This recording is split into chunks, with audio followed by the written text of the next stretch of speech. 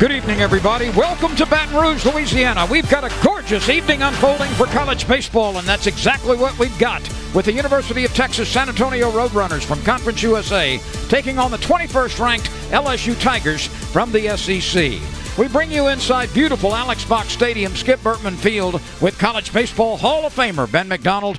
I'm Len Rollins. Ben, 11-3 are the Tigers. Conference play not far away. Let's take notice of Trey Morgan, one of the most impactful freshmen in all the country. Well, he's done it all, Len. Outstanding on defense, leads the club in stolen bases. And how about that batting average? .423 batting average. That leads LSU. That was his first home run of the year. He has tripled in 3 consecutive games, and he has made a lot of noise in the top part of that lineup for LSU. Tiger pitching has been down on an occasion or two, but mostly up, and as a staff, LSU has been impressive. Yeah, they really have, Lynn. They gave up 22 runs a week ago in a loss to Oral Roberts, but since then they've twirled 2 shutouts in their last 4 games. They have 3 shutouts on the season. That is second most in the SEC, and I tell you, Mikael Hilliard jumps to mind right away because he was outstanding his last time out. He'll have to continue to be that because Matthew Beck is still down to back into that bullpen for LSU, so they need Hilliard to be good. UTSA has only played 8 games this year, but let's check the numbers between the teams. Yeah, UTSA, the Roadrunners,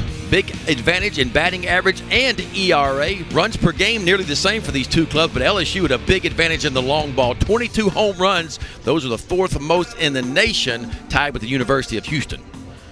Well, let's take a look at tonight's starter, Jaden Hill. He did not get out of the first inning in a very uncharacteristically poor start last time. There are some question marks about him tonight. Yeah, I mean, look, it's first time in his career, Lynn, he's actually struggled really bad in the ball game. You're right, couldn't get out of the first inning just a week ago. I expect him to be super strong tonight, and I know LSU is hoping just 1 week from tonight, State comes to town and SEC play begins. The first pitch from Hill is hit on a hop down to the first baseman. Paxton Griffin, the first baseman for UTSA, hits it hard, but Trey Morgan is there and equal to the task. Yeah, that was a constant theme we saw last weekend for Jaden Hill. Oral Roberts jumped on Jaden Hill early. First pitch fastball hunting they were and turned some balls around early. Now, Jaden did get behind in the count a little bit. I know the focus with him and Alan Dunn, the pitching coach for LSU this past week, is, hey, we got to get ahead. We got to throw strike one and get ahead to get to your secondary pitches. Paxton Griffin has rolled out. Here is Dylan Rock, the center fielder. Hill finds the outside part of the strike zone at 97 miles an hour. Oh, it's high-octane stuff. Make no mistake about that. Jaden Hill projected to be an All-American, preseason All-American, projected to be a top 5 pick in the first round. The stuff is there. Rock out of Sugar Land, Texas. That's a suburb of Houston. And a check swing is ruled a strike. The first 5 batters in the UTSA lineup are seniors. After that, a sophomore, a freshman, a junior, and a junior. Well, this is a veteran club. You mentioned it. Head coach Pat Hallmark in his second season has a veteran club. This is a good hitting club too, Glenn. They're hitting .320. That's number 1 in Conference USA. Well, Ben, they've got 7 300-plus hitters in the lineup. And if numbers mean anything, this could very well be one of the toughest games for LSU, maybe one of the toughest series of the year leading into SEC play. The 1-2 pitch is high and away. Just to give you some numbers on the Roadrunners, at .320 batting average, that's first in Conference USA. Their team ERA, Lynn, 2.74. That is first. That is the best. They got the second best fielding percentage and the 4th best runs per game in the conference, so they can do it. The 2-2 pitch is driven out to right field. Dylan Cruz does not have to go far to get it. And there are 2 outs. And Ben, I shorted UTSA by 1 300 hitter. They've actually got 8 300 or better hitters. LSU defensively, Dugas and Cruz on the corners, Drost in the middle. Doty and Morgan are the corner infielders. Thompson and Arnold at shortstop and second base respectively. Hill and Milazzo form the LSU battery. Here's Nick Thornquist. Check swing from the senior catcher and a strike. He's hitting .345. He's 10 for 29 with a couple of home runs. That's tied for the team lead. And he also has a double and 7 driven in. The bases are empty. Hill throwing heat. Yeah, that's a slider, Lynn, at 90 miles an hour. That was kind of what, in the Zoom call, I listened to Jaden Hill talk the other day, and he said, you know what, I got to get teams off my fastball. And what he's doing early, he's establishing his off-speed stuff. That's one way to get a team off your fastball, is to get your off-speed stuff going early. The 0-2 pitch is downstairs. We've seen about 3 changeups already. That one hard slider at 90 miles an hour. The fastball been up to 97.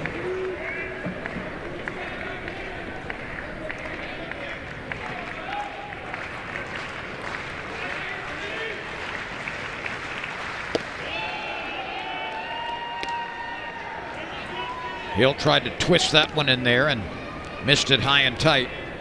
2 balls, 2 strikes, 2 outs on a ground ball to the first baseman and a fly ball to the right fielder.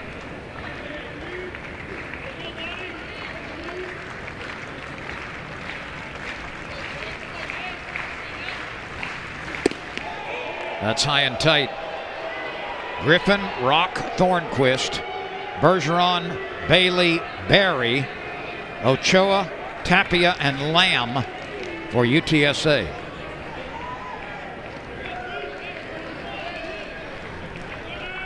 The 3-2 pitch coming from the big right-hander, Jaden Hill. High heat, swing and a miss. So Hill gets the first 3. He moves forward with an effective inning. And we move forward to the bottom of the first. UTSA nothing. LSU coming to the plate. New Nerf Rival Curve Shot. Select right or left to curve your shot. Fire straight with Rival Precision. Or curve your shot down and bend the rules of battle. The new Nerf Rival Curve Shot. It's Nerf or nothing.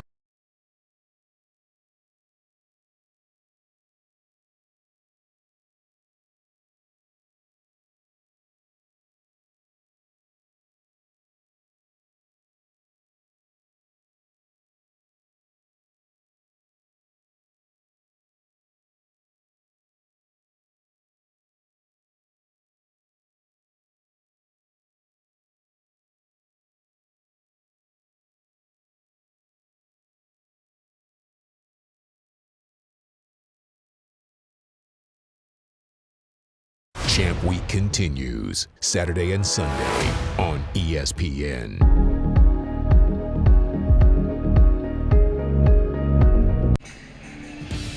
LSU's Tigers are coming to the plate in the bottom of the first inning in a scoreless game. Luke Malone is on the mound for UTSA. His record is 1-1. His earned run average is 3.38, 10 2/3 innings. He has struck out 9. He's walked only 2. He's off to a good start. Yeah, Luke Malone from Round Rock, Texas. Went to Round Rock High School. Originally came out of high school, went to Texas A&M Corpus Christi, then transferred over to UTSA. And boy, his last time out, Lynn, against UT Arlington, he was outstanding. Worked 7 innings, only allowed 4 hits, gave up 1 run, didn't walk a batter, and 6 strikeouts. And that's what I think you can expect from Luke Malone. The fastball's going to be an upper 80, low 90 fastball, breaking ball, and changeup, but he is a strike thrower. And he's said to be a very bulldog competitor. Let's look at LSU offensively. Cruz, Morgan, Doty, Beloso, Dugas, Drost, Arnold, Thompson, and Milazzo. The first 3 in the order are hitting .300. So is Dugas. And, of course, Trey Morgan leads everybody with a robust .423 average. He has hit safely in 11 consecutive games. LSU coming off a 5-0 shutout of UNO on Wednesday in New Orleans. Only the second road game for the Tigers this year. And Ben, 4 games remain, counting this one, between Mississippi State and LSU opening the SEC season. Yeah, it's about to get real, Lynn. I mean, it's been fun. It's been challenging for a new team. All of these new teams, a pre-SEC schedule, just trying to fill some things out, trying to settle upon some things. But LSU, and like a lot of other teams, this is their final tune-up on the weekend to get ready before conference play begins a week from tonight. Cruz swings at the first pitch and can't find it. He has hit safely in every game but 1 this year. He has reached base in every game.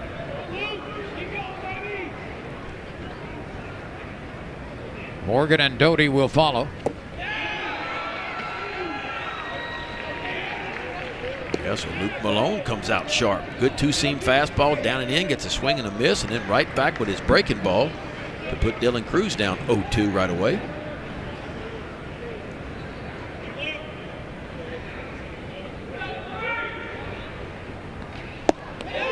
That's just off the mark. He came back with a changeup. Oh, and it was perfectly placed. That's the idea. 0-2, you get ahead and you expand the zone just a tick. And I mean, this ball just inches off the outside corner. Dylan Cruz takes it for ball one. Cruz has been on base a little more than half the time this year. And he goes the other way. He got another off-speed pitch, waited on it, and drilled it solidly to right. That's what Dylan Cruz does so well. He is an excellent two-strike hitter. Yeah, and he's an excellent bad ball hitter, too. This is a breaking ball just kind of hangs up in the zone. And even with 2 strikes, when you hang a breaking ball to a hitter like a Dylan Cruz, he's going to barrel it up, and he does, and punches it right out to right field. So a good start for the Tigers here in the bottom of the first inning. That's his 22nd base hit of the season, and that ties him with his teammate who's at the plate right now.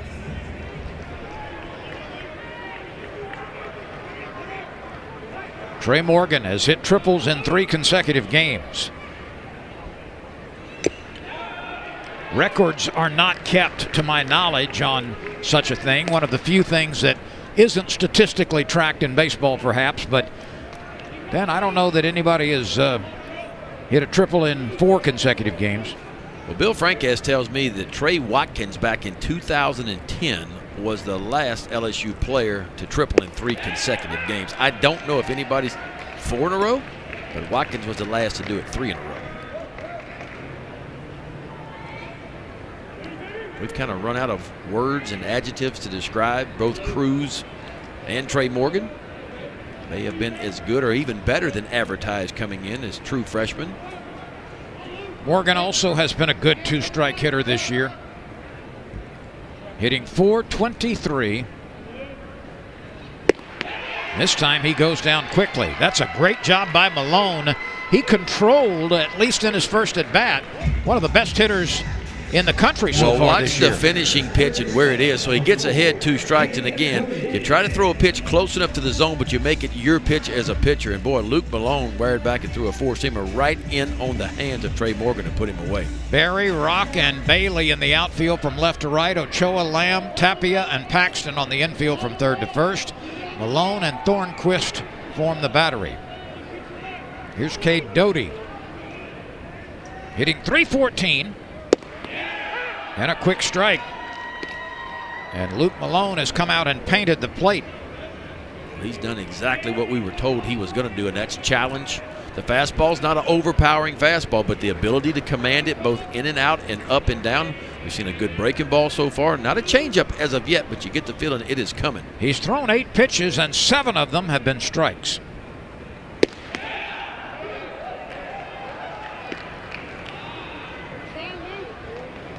One ball, 1 strike on LSU's third baseman. Cade Doty has 3 home runs, 13 driven in.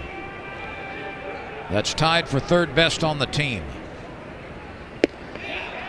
Doty, of course, missed 5 games before returning to the lineup a couple of games ago. Cade Beloso is on deck. Cruz takes a moderate lead at first. He is running. Doty is swinging. The peg is on the third base side. It rolls into center field. Cruz hustles to his feet and moves up to third. A stolen base and a throwing error on the catcher will allow Cruz to get to scoring position with 1 out. Yeah, Cruz now 5 for 5 in stolen bases. Little hit and run action. Doty swings through a breaking ball. Cruz safely into second. The ball kicks away. He takes an extra 90 feet. So with 1 out. Even though it was a wide throw by the catcher, the middle infielder made a mistake by not leaving the bag and just trying to stop that ball somehow, because he had no chance to catch it and apply a tag. Sometimes you've got to put it in your pocket and just go get it. instead of trying to make that tag, because Cruz easily had the base stolen, and Doty goes down on strikes. He chased one that looked elevated. Yeah, just a good breaking ball. Watch it drop into the zone. Might have been right at the top part of the strike zone, but you see the pitch before that, he showed Doty he could throw it for a strike. He comes right back with it again. You get a swing and a miss, and that's a huge pitch and a huge out with a runner at third base at the time and less than 2 out. No question, 2 outs now on strikeouts following the Cruz single. He's at third, and here's Beloso. Cade had a couple of hits against UNO. His average is .262. This is playable in center field. Rock is there, and Dylan Rock makes the catch. So LSU gets a runner at third base with less than 2 out, but leaves him there. And we move forward to the second inning on a beautiful night for baseball in Baton Rouge. We are scoreless. When it comes to laundry, everyone thinks their way is the right way. I wash on delicate. I just stuff everything in. You have to wash on cold because it saves energy. Secret is, Tide Pods work no matter how you wash, so everyone is right. It's got to be Tide.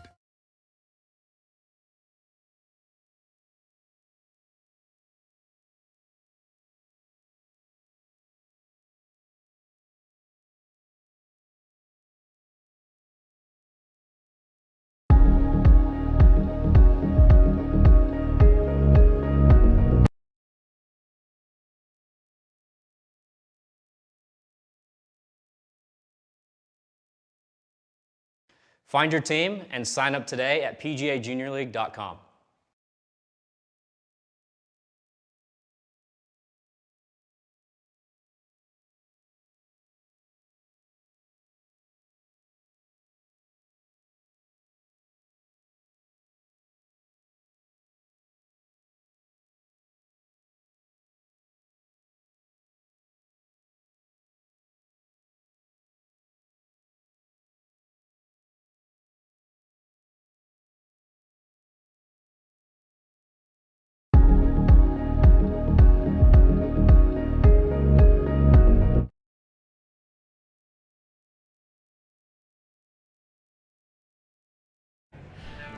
LSU picked up a base hit in the first inning. Dylan Cruz was eventually left at third. We are scoreless as the second inning approaches here. UTSA and LSU. Weather in a word, beautiful. 73 degrees right now. It actually got into the low 80s today. Winds out of the southeast that's blowing toward left center field at 7 miles an hour. No chance of rain as UTSA and LSU do battle in the first game of this 3-game series. Bergeron at the plate. The senior DH. Jaden Hill induced a ground ball to the right side, got a fly ball to right, and struck out Thornquist in the first. Yeah, and it was a clean inning for Hill, and that's the important thing because it's hard to shake the cobwebs. I don't care who you are and where you're projected to go in the draft and how many years you pitched in the big league. You don't get out of the first inning as a start, it never leaves your mind. And that first inning when you go back out is the most important one. The fact he went out and had a clean inning, he established some off-speed pitches early, which is what he said he was going to do differently this week. He did that. We saw a fastball that had all the octane that you want up to 98 miles an hour. 2 balls and a strike after Bergeron rams one foul past third. Jaden Hill out of tiny Ashdown, Arkansas. He already has become a philanthropist in that area of Arkansas. There's a good changeup again. So that's how good changeup that Hill has, right? I mean, most guys will use it against the opposite batter, right? If you're right-handed, you'll throw your changeup mostly to the left-handed hitters, but watch the action on this changeup. It's so good, he'll use it righty on righty. One of Jaden Hill's ambitions in life is to build a YMCA. This is lined out to left, and catching it with a couple of retreating steps is the LSU left fielder Gavin Dugas. Well, let me tell you this, Lynn. If he goes in the top 5 of the first round, he'll have enough money to build his YMCA. How about that? Because that's where he's projected to go. I hope it happens. Now, I've got a Jaden Hill story that is legendary in Ashdown, Arkansas. Swing and a miss from Ian Bailey. When Jaden Hill was 3 years old, his parents would take him to ball games, the older kids, and the little kids would chase foul balls and they would throw them back to the umpire to keep it in play and probably get a snow cone or something. The umpire, after seeing Jaden Hill run down all these foul balls and throw them back to the umpire, went to his parents after the game and said, "I want your son to come play on my team." The umpire was a coach on a 6-year-old team. And his parents said, "He's only 3 years old." He said, "Don't worry, he's plenty good enough." So he went to the 6-year-old team and became an all-star. He was 3 years old, not far out of diapers. That's a story. 3-year-old playing 6-year-old Well, you told me he was ball. throwing 87 miles an hour at 3 years old. I said he was probably throwing 87 miles an hour at 3. Oh, so that was conjecture on your part? Yes. Okay. Truncated. 2-2 pitch to Bailey. Bounce foul. But I mean, 3-year-olds aren't normally very coordinated. No. And for him to be humming baseballs back from the sideline to the plate umpire to keep them in play after chasing them down as foul balls. He's still humming them. Yeah. Just a little bit bigger now. Although at 3 years old, he was probably about the size of most 6-year-olds. A soft little humpback liner gets it to the outfield, and that's a base hit. Zach Arnold ran it down on the backhanded side. Bailey gets enough of this one to get aboard. Well, sometimes you tip your cap when you're a pitcher. This ball right in on the hands of Bailey, but he does a nice job of just kind of inside out and get as much as he can of that barrel on it and kind of shoots it up the middle. That ball was 97 miles an hour running in on him, but he fought it off. And about 35 miles an hour off the bat.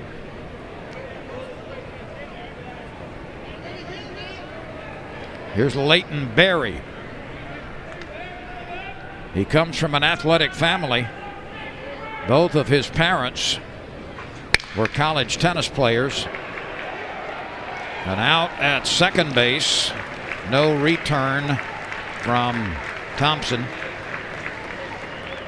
Trey Morgan snared it, slung it with the left hand down to Thompson for the force, but there was no chance for a return throw.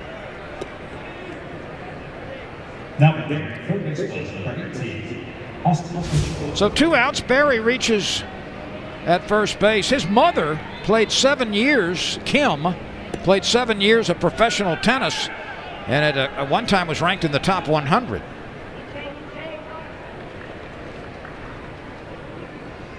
Austin Ochoa, a freshman third baseman. Runner moves from first. No play from the hole. And that's a great effort by Trey Morgan. He realized that was going to be a very wide throw, so he just left the bag and said, "Let me go get this thing so it doesn't bounce past me." Well, Trey Morgan over at first base has a really good internal clock for a true freshman. This is just one of those bouncers in the hole, and you see Thompson go to it, sets the feet. It's a strong throw, but Morgan realizes there's no chance to get him out. He clears the bag, comes and cuts the ball off just to make sure the runner going to second base doesn't make it to third. So not only is he physically gifted, he's baseball intelligent. Here's Tapia with runners at second and first and 2 outs. He is hitting .318.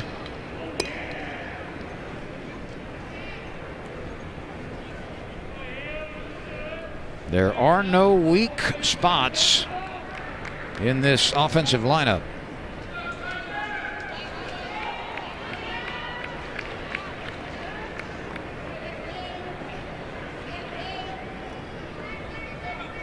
Hill uncorks high.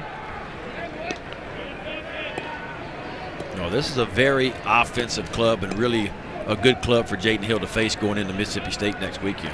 And this Conference USA, I'm going to tell you what, Conference USA is a very offensive conference as well. You got to look at those home run numbers that we talked about.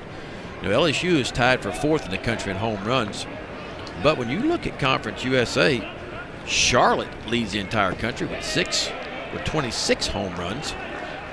They're, of course, in Conference USA, and Old Dominion is second in the entire country.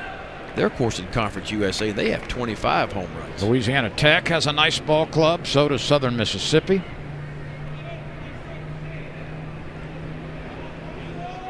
So they have the home run power sitting over in Conference USA right now.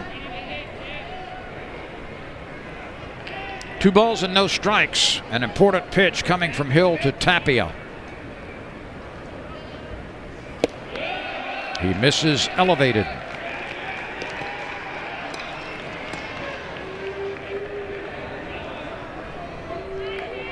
Hill on the season has walked only 2 in 11+ innings. Yeah, and those 2 were in that first inning last weekend against Oral Roberts. He walked 2 and did not strike out of batter, and didn't make it out of the first.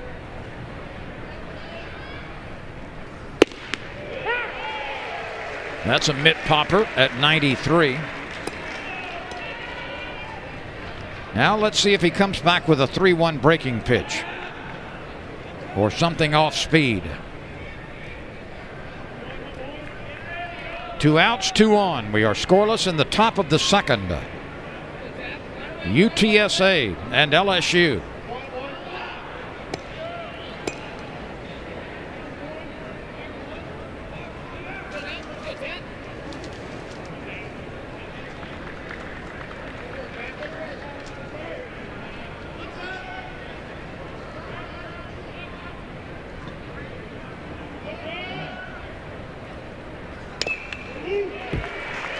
Now a full count, and the runners will be moving with 2 outs.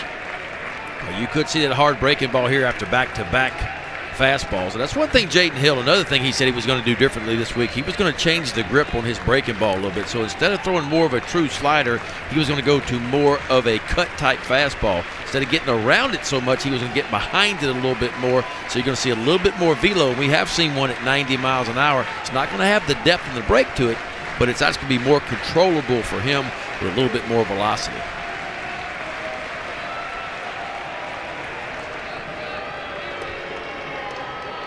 Game time tomorrow, 7 o'clock Central Time.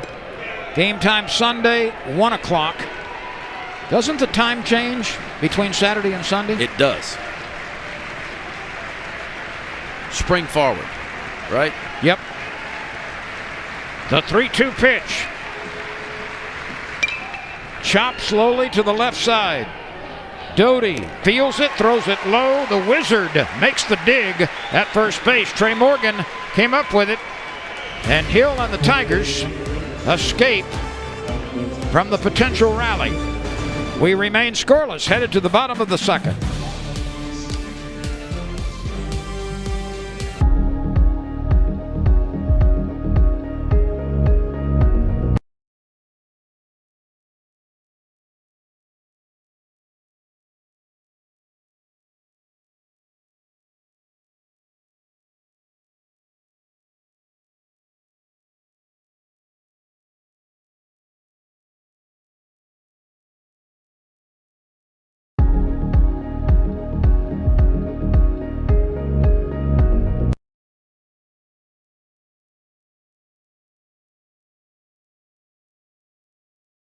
The road to the NFL Draft continues with Pro Days on ESPN. It's an incredibly interesting draft. This group is loaded. The 2021 Pro Days on the networks of ESPN. And don't miss the NFL Draft. Begins April 29th on ESPN and ABC.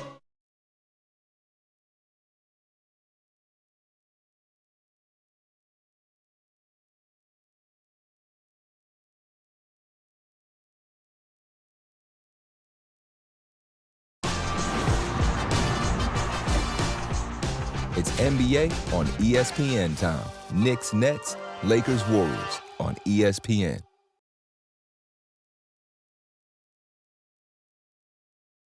It's time. Are they a championship team? They could possibly win it all. And time is running out to start a run. To make your move.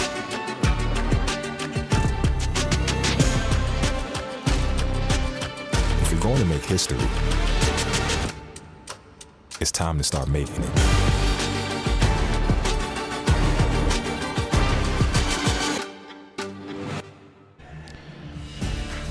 The numbers you see on your screen are up to the moment SEC standings. On the east side, South Carolina remains unbeaten after 11 games. Vanderbilt is 10-1. In the west, it's Arkansas unbeaten after 10 games. Alabama 12-2. Ole Miss 11-2. LSU 11-3. Mississippi State, which will be the first SEC opponent for the Tigers, is 10-3. The only team with a losing record is Missouri.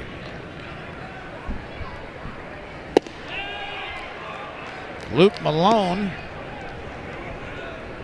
had a very nice first inning after yielding a base hit to Cruz. He struck out Morgan, he struck out Doty with Cruz at third base, and he got Beloso on a fly ball to center field.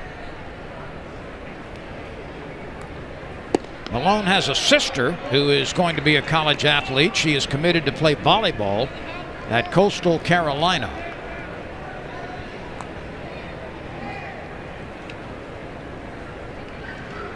Gavin Dugas waits and looks at the 1-1 pitch, which is off the mark. Yeah, that could have been called a strike. Luke Malone has been all over the strike zone so far tonight. When his misses are small. He spun a really good breaking ball and missed just by inches on that one. Dugas rams it on a line, and it is caught on the dirt by the left fielder Leighton Berry, who was moving back to his left.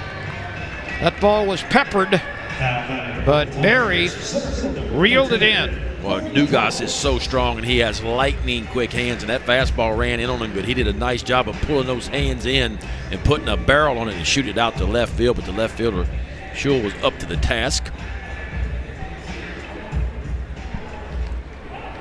Brody Drost under 300 now for the first time in a while.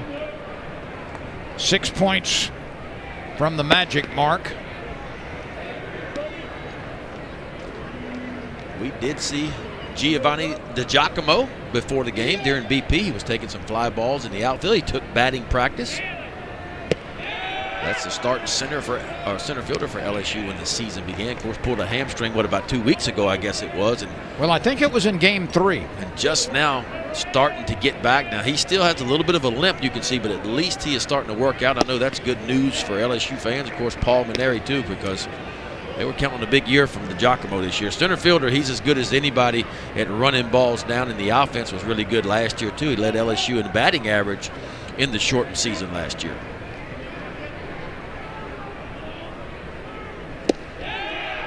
An off-speed pitch. Actually, not so much, but it was not found by Drost. Paul Maneri told us a couple of days ago that there still is no measurable timetable for the return of DiGiacomo. There was your off-speed pitch, and the first one that we've seen as far as change-up version 2. When Luke Malone is on his game. Let's look at the pitch sequence. Starts him off with a fastball for ball 1 and misses away. Then comes back with that breaking ball to even the count 1-1.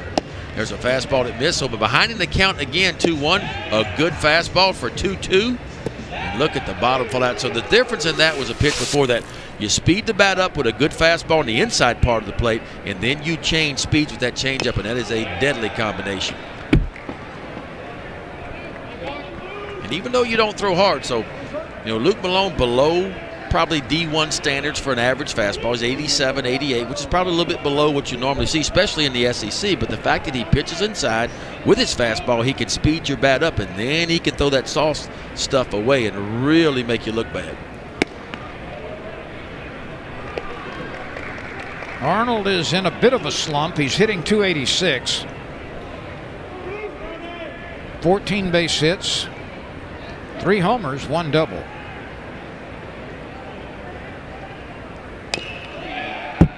Jordan Thompson would be next. There are 2 outs. Malone has retired 5 in a row since the single by Cruz to open the game. And 3 of those 5 outs have been strikeouts. LSU struck out 14 times against UNO pitching.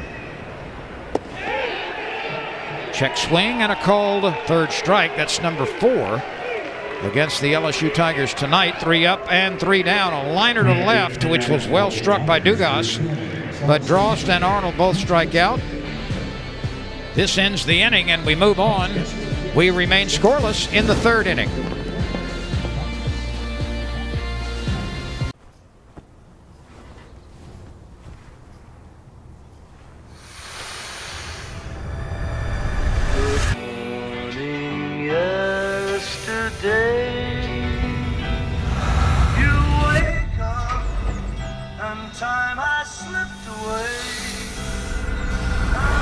Taking you back since way back. Freshness and softness you never forget with Downy.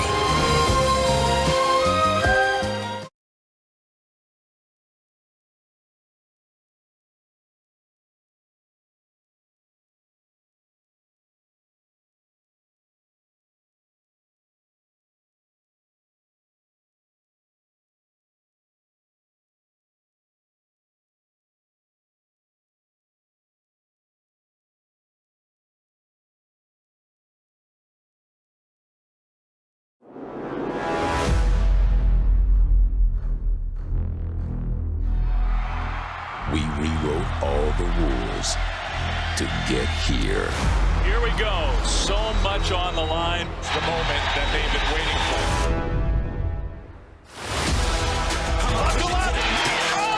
The Big 12, ACC, and Pac-12 championships, Saturday. Then the SEC and American Athletic Championships, Sunday on ESPN. Both teams have had a minor opportunity to get to the scoreboard. We remain 0-0 as the 3rd inning rolls into your living rooms. Joshua Lamb at the bottom of the order will face Jaden Hill. He has allowed a couple of hits, one of them on the infield.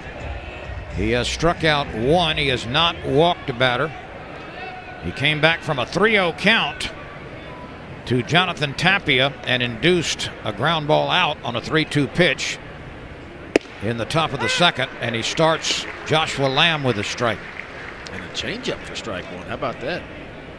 Nice to have a 400 hitter hitting 9th in your lineup. Joshua Lamb leads this club as far as everyday players go at batting average. Doty has room in foul ground, and the 3rd baseman makes the catch. 2 pitches and 1 retired. Well, we're seeing some Friday night stuff by both of these guys so far tonight. Jaden Hill appears to be on his game. Luke Malone is 4 punch-outs through 2 innings against LSU. Back to the top of the order in Paxton Griffin. His brother played baseball at another Conference USA school, Louisiana Tech, for a couple of years. Mason Griffin.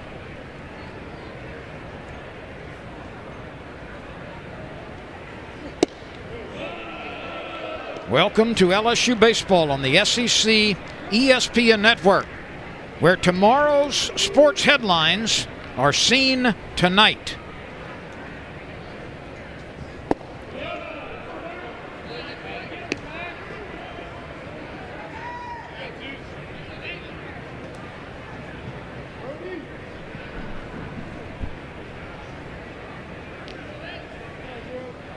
Griffin pulled a ground ball down to the first baseman last time.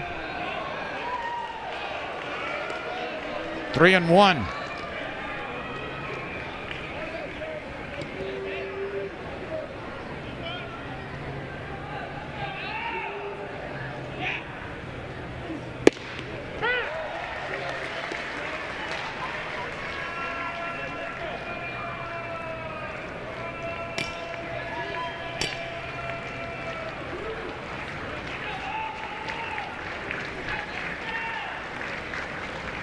Paxton looks at that one and is called out on strikes. He was started toward first base. Let's look at this again, Ben. Paxton thought this ball was elevated. It clearly splits the plate, but Paxton thought as it comes just above the belt, it was going to be called a ball. It was not. So Jaden Hill picks up his 2nd punch out of the night.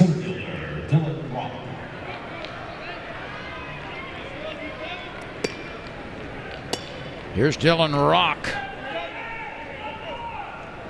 who flied to right field last time.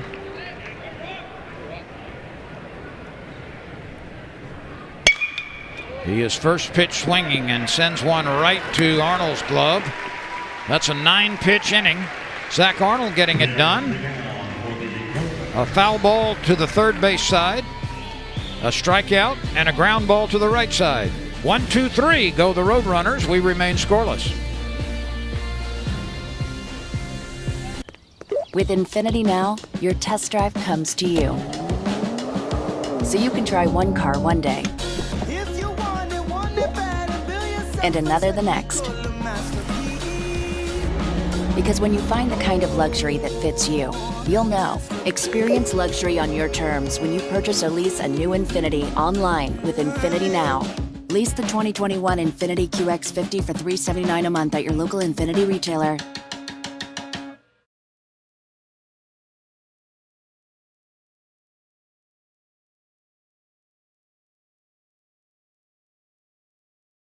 This was the team they said from the start of the year could win it all. Let me tell you a story about a team that was only allowed to celebrate one win all season. The fans got used to winning. They wouldn't settle for anything less. Boy, all the pressure this band's been under. This team's going to make it to the final. Nothing was going to stand in our way of winning. It was just in the atmosphere. An SEC story film. Win or Else. Monday at 9 on the SEC Network. UTSA and LSU are scoreless. The Tigers come to the plate in the bottom of the third. Let's look at LSU's record at this point, 11-3. Lost a home series to Oral Roberts. 22 homers, that's the most in the SEC. 16 stolen bases. Tied for second. 3.5 ERA. That's in the bottom, near the bottom part of the SEC, a .974 fielding percentage. And Jaden Hill, of course, with high expectations this year. Dylan Cruz, coming out of high school, one of the most sought-after high schoolers in the country.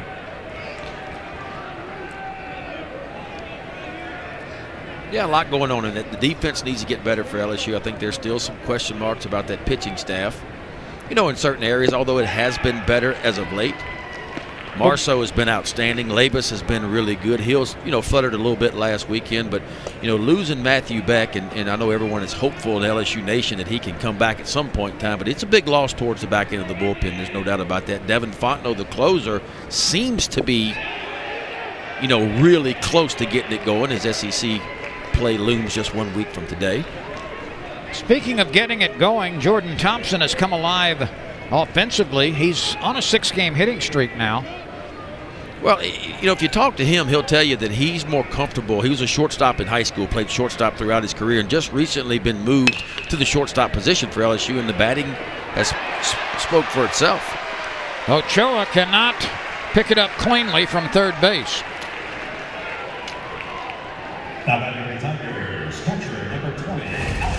Yeah, the third baseman for the Roadrunners, Ochoa. Watch him range towards the shortstop side. Right there, he has it in his glove, but on the transfer from glove to throwing hand, the ball just simply misses the hand. It's an error on Ochoa, and here's Milazzo. Let's see if the bunt is in order here.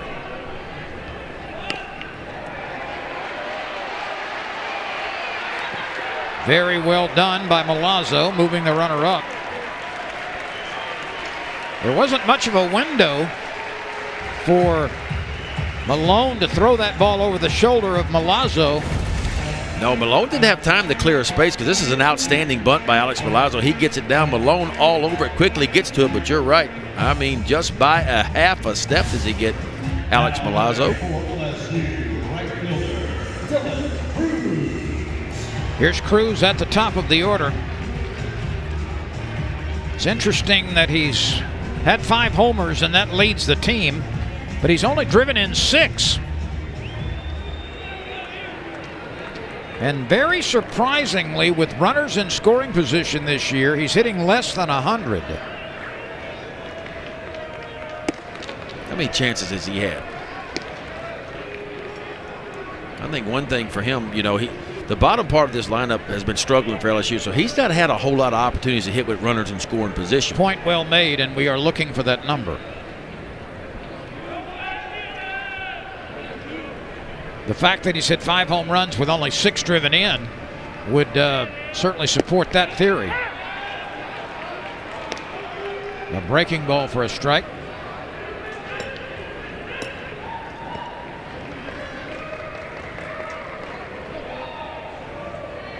One for 11. Yeah, that number needs to get better, and it will. A liner caught by the second baseman. Tapia tried to beat Thompson back to the bag. He was tardy there. Cruz smacked it, but it was right at Tapia. Yeah, Tapia positioned perfectly. Cruz puts a really good swing on this ball. Another fastball moving toward the inside part of the plate, kind of inside outs. It hits a line drive, but nothing to show for it. Here's Trey Morgan, who struck out in the first.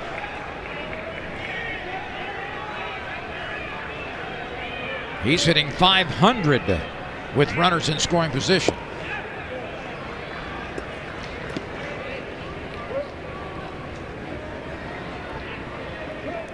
Morgan generally chokes up on the bat a couple of inches.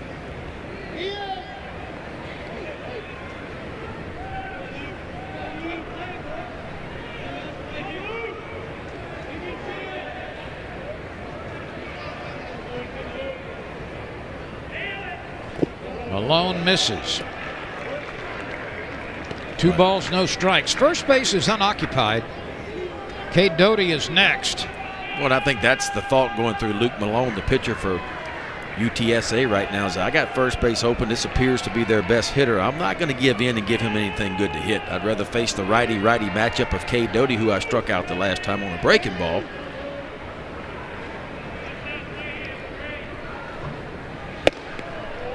Yeah, so 2 breaking balls, not even close. A fastball in off the plate, not even close. That kind of tells you what's going on in this situation. You know, when you go over scouting reports as a starting pitcher, there's always one guy in that lineup at every level you play at. You say, this guy will not beat me tonight. Somebody else is going to have to beat me. That's kind of what's going on in this situation.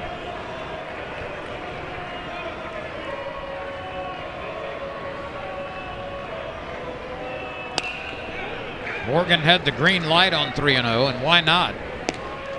The previous 3 pitches were semi-intentional walk-type pitches. You're going to have a conference right here, and this is what this conference is going to be about. You know, if they're going to pitch him off the plate, why not just wave him down?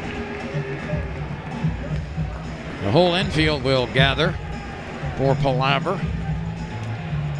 You know, it's how much trust do you have in your starting pitcher? How much trust do you have in his command to be able to go out and execute a game plan that you want? Maybe if it's a guy that really can't control the zone, you go ahead and wave him down so he doesn't make that mistake. But with a guy like Malone that's been so good, I think you give him the option to kind of pick around. If Trey Morgan wants to swing at something, you know, and get himself out. That was a pretty good pitch to hit. That thing leaked back and got a lot of the plate belt high. And that's where Trey Morgan likes it too. And most lefties do, kind of down middle part of the plate.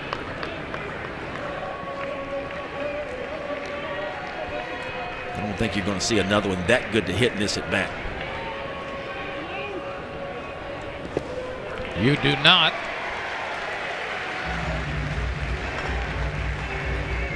Now Cade Doty has an RBI opportunity with Thompson at second base and Morgan on first.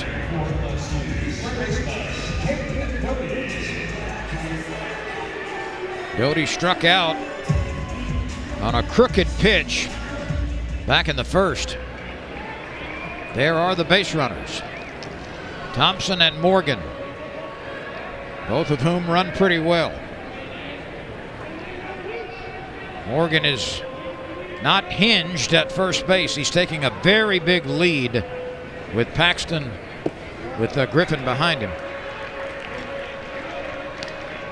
Doty, after missing 5 games, came to the plate and hit this ball into the left center field bleachers. How's that for coming back out of the boneyard? Yeah, 5 games off, first at bat, hit your 3rd homer of the year. He's driven in 13, and you missed those games that you mentioned. And he is a difference maker as well at the top part of this lineup for LSU. Rock has room in center. LSU leaves runners at first and second. We remain scoreless. UTSA, LSU with the 4th inning straight ahead. JC tried Gain Flings for the first time the other day. The scent made quite an impression. And I swear by the moon and the stars. It was like that towel and JC were the only 2 left on Earth. But they weren't. You can always spot a first-timer. Gain Flings with Oxy Boost and Febreze. And I swear you're gonna love them too. Gain, seriously good scent.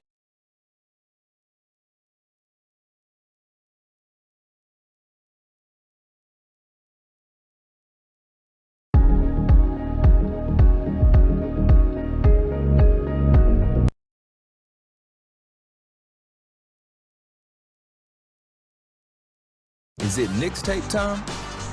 Or time for Brooklyn? Reigning champs time?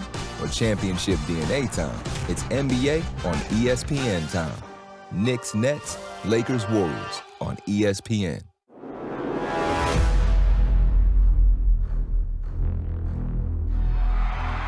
We rewrote all the rules to get here.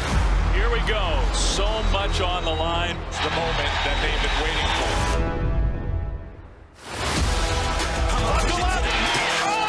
The Big 12, ACC, and Pac-12 championships, Saturday. Then the SEC and American Athletic Championships, Sunday on ESPN. History is being made tonight. This is the first time that UTSA and LSU have played each other in baseball. And nobody has changed the scoreboard as we go to the 4th. Jaden Hill has not walked a batter. He's come from well behind in the count a couple of times. He has struck out 2, allowed 2 base hits. Those came in the 2nd. One of them was on the infield. And a quick strike to Nick Thornquist. Yeah, 40 pitches going into this inning. 25 have been strikes, so strike ratio is pretty good. Pitch count is nice through 3.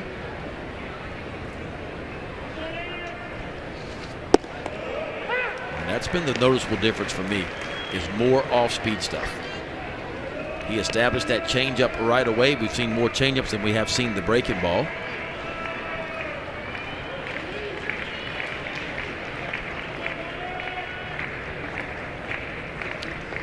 The 0-2 pitch is elevated. And here's the thing you got to remember about Jaden Hill. Jaden Hill came into this year with only 21 college innings under his belt.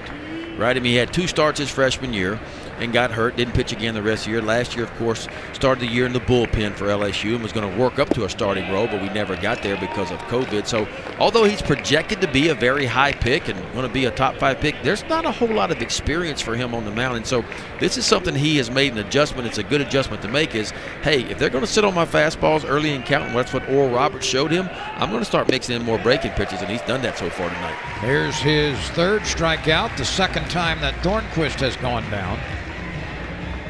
And there's 1 out in the 4th. Look at that aqua-colored glove that Jaden Hill uses. That's different. That's a beauty. Yeah, it's different. Don't see that color every day. There it is. Looks like a Marucci glove to me.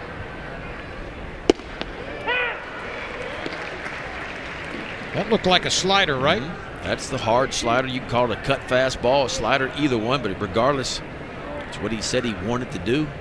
He's changed the grip a little bit and go to a harder breaking ball. Well, that'll get your attention. Right up around your chin at about 96. When you're standing in the box, Lynn, and you can hear it coming, it brings a whole different thing to the ballpark. Not supposed to be there, but that's a purpose pitch. Now that's just going to open up the entire outside part of the plate. Bergeron smacked it pretty well. Doty was in front of it, but it took a queer bounce when it got to him and bounced high off his chest, it appeared. It looked like he was ready to field it, and then watch this hop, which gets to him right there. He's ready to field that one thigh high, and it came up on him. That is a tough chance right there. Just a rock at the old hot corner, right? That second hop had a lot of topspin on that ball, and it just chewed up Cade Doty. I don't think anybody makes that play. The official scorer has ruled a hit. I cannot carp it about that. Sometimes those look like they can be caught, but when you're expecting it down around your knees or thighs and it gets to you that quickly and takes that odd bounce at the end, it's very difficult to react. And remember, Cade Doty, not many reps at third base, began the year at second base, but when he came back from being hurt, he was instantly put over to third base position, so kind of learning a new position for him.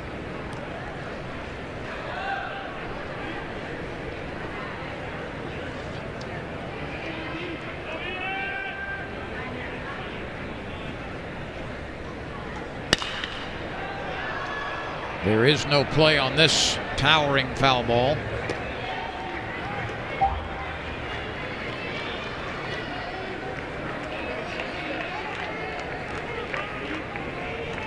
No runs, 3 hits for UTSA. No runs, 1 hit for LSU.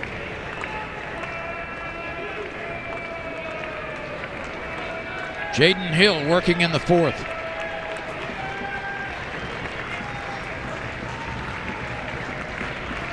Bergeron takes a moderate lead from first base. Now he's on the move. Safe at second.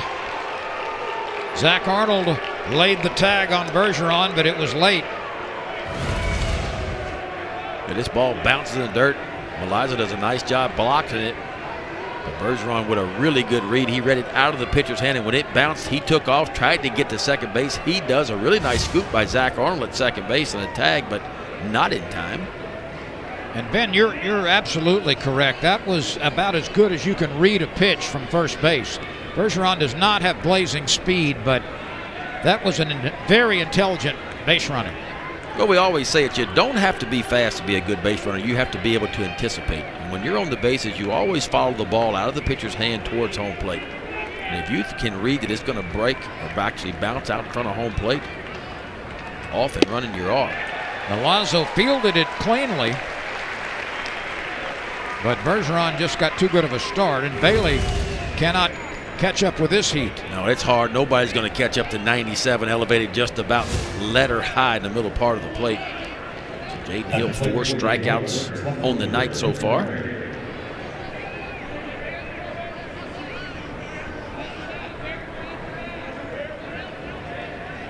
Bergeron was not credited with a stolen base. He moved up on the wild pitch.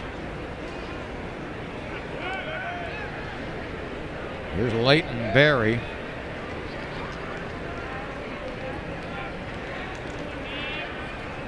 The senior right fielder. I beg your pardon, left fielder. Ball 1. Hill has struck out 4, 1 in the first, 1 in the third, and 2 in the fourth.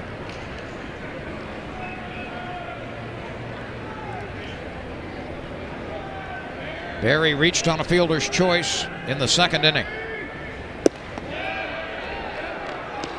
That was off speed and downstairs.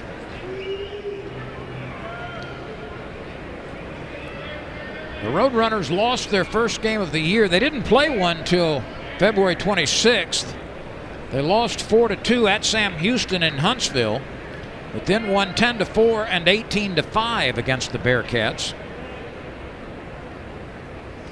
Yeah, they've won both of their series this year, have the Roadrunners, and actually played TCU on Wednesday night this past Wednesday, number 9 team in the country, and gave them all they wanted. Lost that game 6-3. They had taken 3 out of 4 from the University of Texas Arlington prior to that.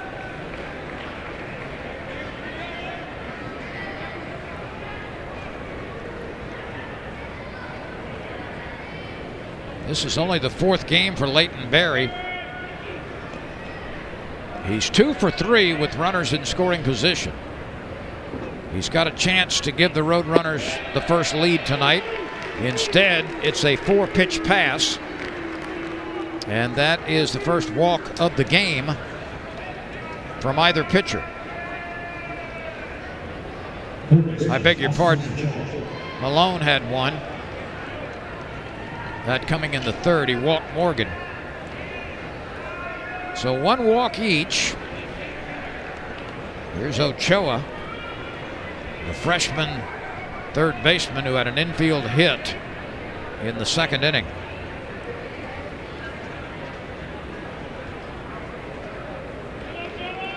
UTSA went 1-2-3 in the 1st inning. Left 2 base runners in the 2nd. Drost lines this one up and he's got it. The Roadrunners went 1-2-3 in the 3rd, and they leave 2 batters in the 4th. Some symmetry there, but zeros abound. We are scoreless. LSU coming to the plate in the 4th. Special delivery.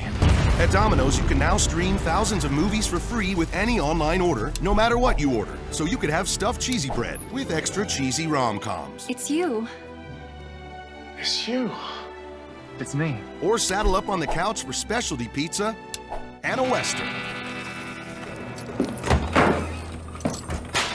Get 30-day access to stream thousands of movies for free on Epix Now with any online order from Domino's. Ideas exist inside you, electrify you. They grow from our imagination, but they can't be held back. They want to be set free, to make the world more responsible and even more incredible. Ideas start the future, just like that.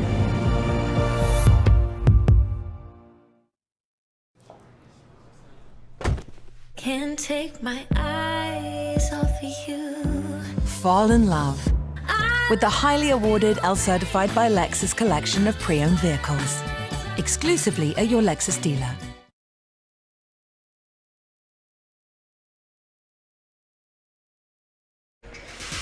No runs, 3 hits for UTSA. No runs, 1 hit for LSU. Malone has been very good, and we'll watch his 4 strikeouts right now. Yeah, strike throw. He gets his first one with a fastball up and in. A good breaking ball to Doty. Comes back with that changeup.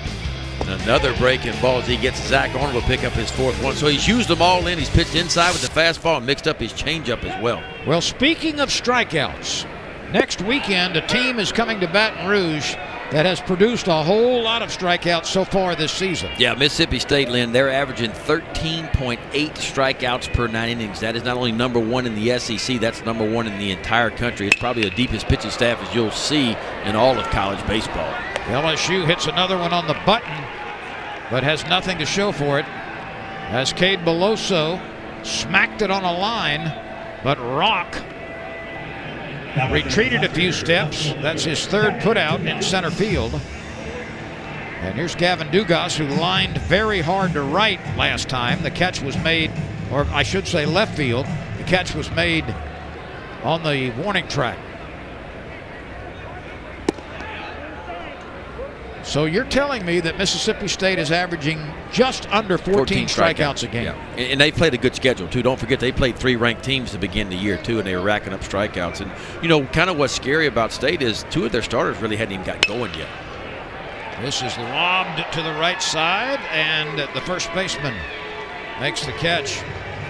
Sarantola, Sarantola has had a little bit of a struggles, on Saturday nights for him a little bit. Bednar was kind of hurt with some issues. Didn't get to pitch the first couple of weekends, so they're so deep, and they can really run some arms out there on you. And how many pitchers have they used so far? 23 pitchers already. That's how deep the pitching staff is for Mississippi State. So, yeah, LSU, you mentioned the concern with LSU striking out. They struck out 14 times against UNO. That's something they got to be very careful with.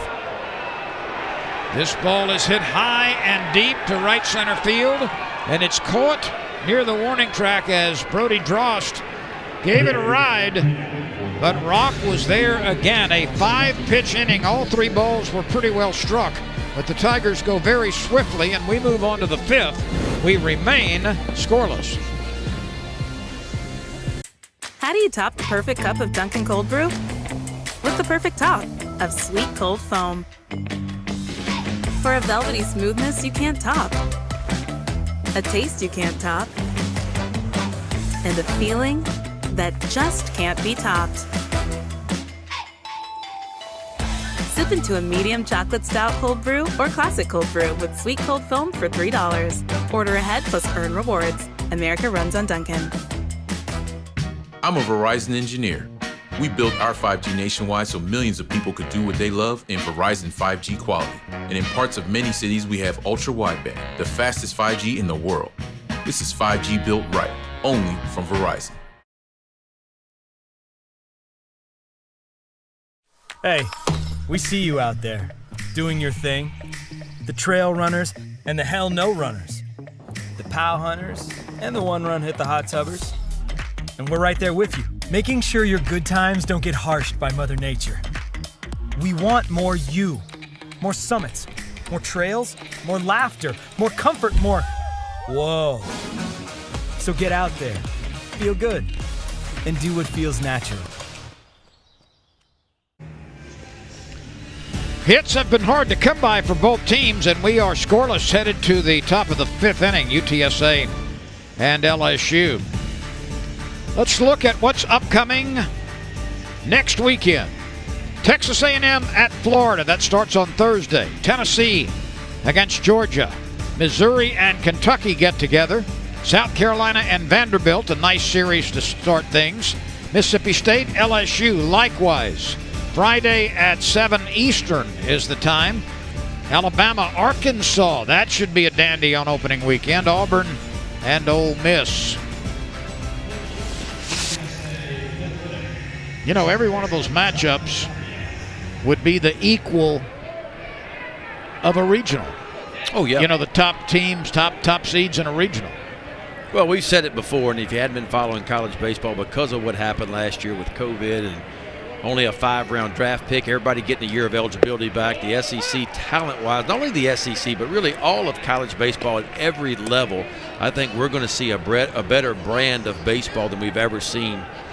Certainly in recent years, there's no doubt. There's more talent up and down in college baseball, maybe ever. Tapia, Lamb, and Paxton coming up for UTSA.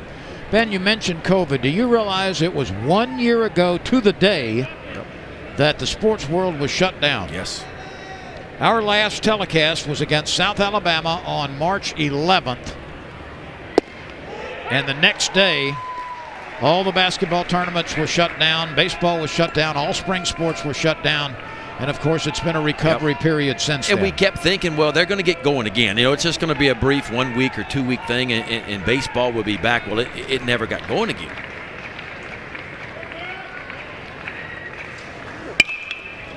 A liner to left field. Dugas charges quickly, gets there, and then grabs it. Dugas getting more and more comfortable out there. We've seen him make some really nice diving catches. By the way, LSU softball was starting its SEC play tonight in Knoxville against Tennessee. That game has been rained out and will be played tomorrow afternoon. So LSU and Tennessee in Knoxville tonight, washed out, and they will play 2 tomorrow.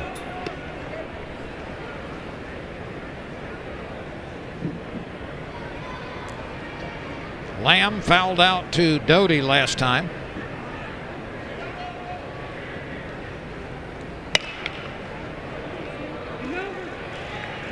Trey Morgan made that look easy, but it was not. That ball was spinning like a gyroscope as it went down in the dirt, and Morgan looped around it.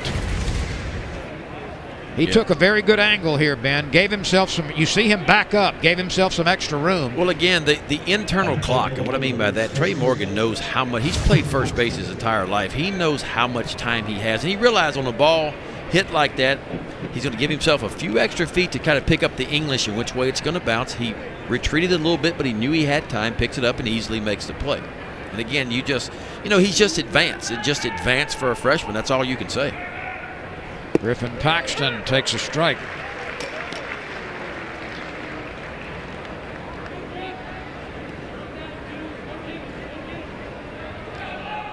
He has bounced out to Morgan and struck out.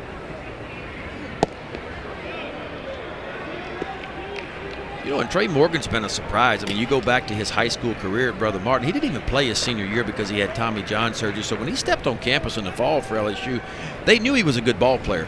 But I don't think anybody knew or even thought defensively he was going to be as good as he has been, especially offensively too. So he's been really a big surprise. Not so much with Dylan Cruz, because you knew Dylan Cruz coming in, was an elite performer in high school, and when he stepped on campus, you expected big things. But with Trey Morgan, you just didn't know. The LSU fans know now. They know now. It'll be Captain Morgan before it's over. That's going to be his nickname for the next 3 years. I'll drink to that. Captain Morgan.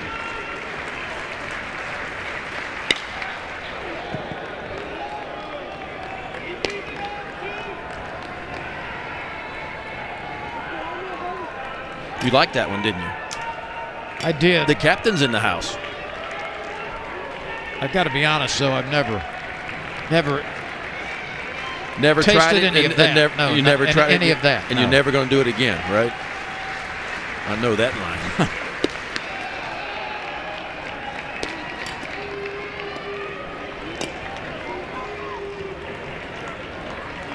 He'll have a lot of nicknames before it's over. How about Ice Trey? I like Ice Trey. Now, that wasn't my idea. I'm just reading off my But prompter I'm just here. thinking Captain Morgan is going to stick Oh, for a yeah. while. Oh, yeah. I call him Merlin because he's a wizard. The crowd did not like the renderings of home plate umpire Ray Gregson. Well, 3-2 pitch, and watch this ball kind of tailed down and away. And it's off the plate. I mean, it's off the plate some 8 inches. Alex Maliza does a nice job, tries to bring it back, but Ray Gregson, the home plate umpire, having none of it. Ryan Broussard is working first base. Eddie Newsom at second. Mark Chapman at third. They'll be here the whole series. So a 2-out walk. That is the second from Hill. He also walked a batter last inning. Here's Dylan Rock, 0 for 2 at the plate, but he's been busy in center field. That's tight, ball 1.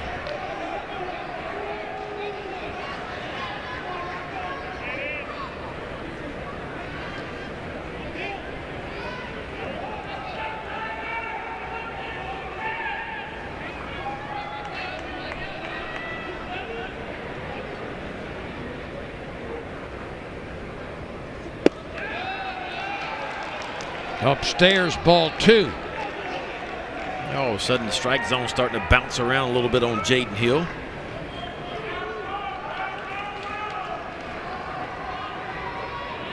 Sometimes it's as big as a wading pool, and sometimes it's as big as a postage stamp.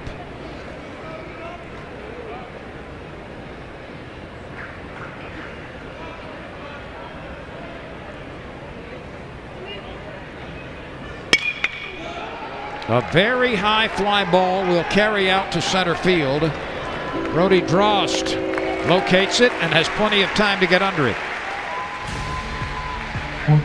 So no damage done in the 5th. A runner left aboard after a 2-out walk. We've got ciphers on the board.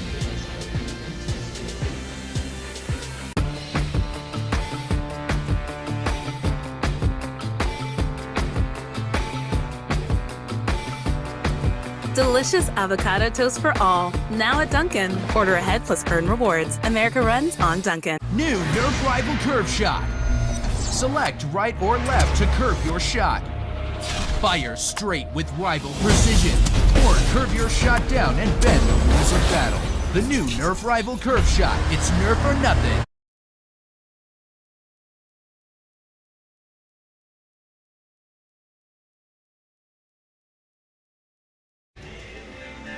Texas San Antonio has 3 hits. LSU has been limited to 1. And that came very early in the game with Cruz singling to open things. but nobody has scored. Now, this is interesting. Games played this season by conference. 56 total games in the SEC, 30 in conference. That's the normal complement of games. The ACC is playing 36 conference games, but only 50 total, so just 14 non-conference games. All 44 of the games in the Big Ten are conference games. They are playing nothing out of conference. 55 total games in the Big 12, 24 of those in conference. And then the Pac-12 is playing 30 conference games out of the 56, just like the SEC is doing. So, been an interesting thing there with no out-of-conference games and obviously an adjusted schedule in the Big Ten. Everything they play, all 44 of them, not 56, but all 44 of them will be conference games. I did not realize that until our production crew made that graphic available. Here's Zach Arnold. He's been struggling the last 3 or 4 games at the plate. He was one of LSU's best hitters not long ago. Oh, yeah, early. He got off to a wonderful start. A couple of home runs early.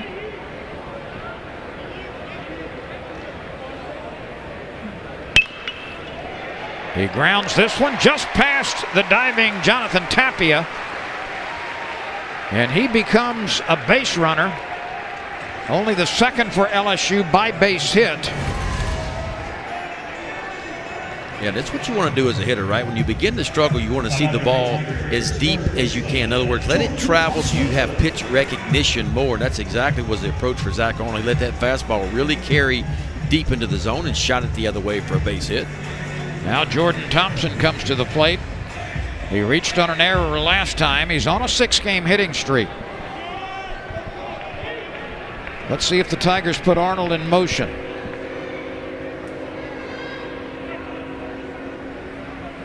He has not attempted a stolen base this year. LSU does have 16 stolen bases this year. That's second most in the SEC. 10 of those have come from Cruz and Morgan, who are 10 for 10 combined.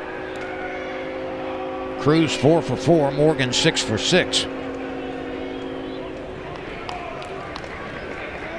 It's the LSU offense, 8.5 runs per game, which is a big improvement from this time last year. That's third best in the SEC, only behind Auburn and Vanderbilt.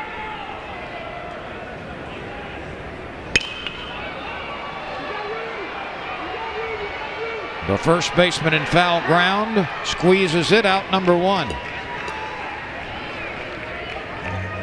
Griffin Paxton there.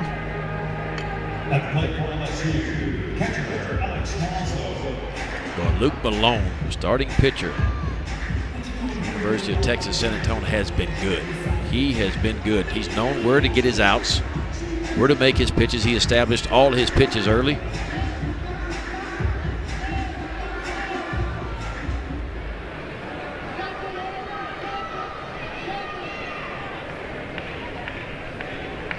Alex Milazzo had a sacrifice bunt in the third as he pushed Thompson to second base. Runner is on the move. Catcher had trouble getting it out of his glove and still is able to shoot it down there in time for the out.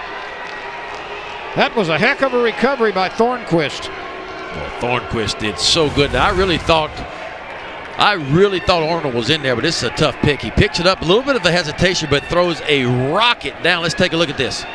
I think he got him. I thought Zach Arnold beat the throw, but Thornquist came out of there, even with a hesitation, and threw an absolute dart down to the second baseman, Tapia. That first grab to transfer from the glove to the hand did not go so well, but he certainly made it happen on the second one and then threw a brilliant peg down to second base, and we're going to have a review. And I know it's more dangerous to go head first, but, you know, getting in there head first to me is a difference there. I mean, yeah. If you go head first right there, I think Zach Arnold is safe. But it looked like his spikes got caught up a little bit and he didn't quite get the feet to the bag. Here's a list of the reviewable plays. Fair or foul ball. Now the ball has to travel beyond the base for that to be in effect. Was it a home run or a ground rule double? Was it a catch or no catch? And it has to be in the outfield. Scoring plays, including collisions or timing plays, force outs, tags at any base. That's what is being contested here, and this is a quick look. And the call has been upheld.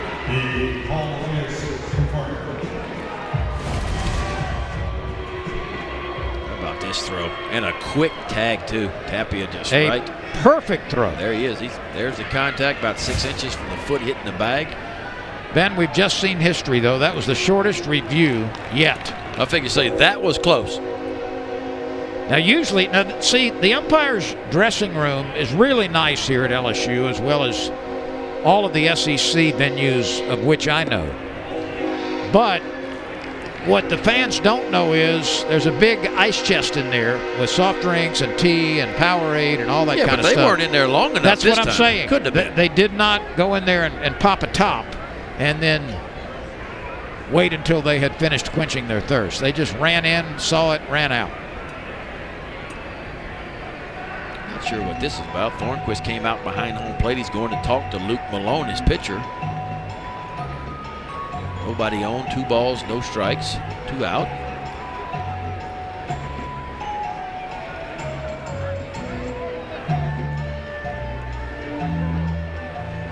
Well, this was probably the conversation. Look, it's the 9-hole hitter. Dylan Cruz is on deck. You got 2 out. Let's get this guy out. I don't want to face Cruz with anybody on. Rather face him with bases empty. Here's the 2-0 pitch. And Ben, the 8:21 is right on time tonight. Right on time. There it is. That's just beyond the center field wall between the ballpark and Nicholson Drive. On to Kansas City we go. Northbound, baby, headed north.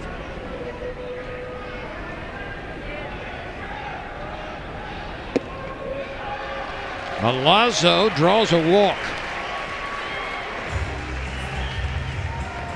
Each pitcher has issued 2 bases on balls. Now it's Cruz. He has one of the 2 hits for LSU, and he opened the game with it and was eventually left at third base after swiping second and then moving up on a catcher's overthrow. And hit a rocket to Tapia his last time out, lined out. Yes, he did.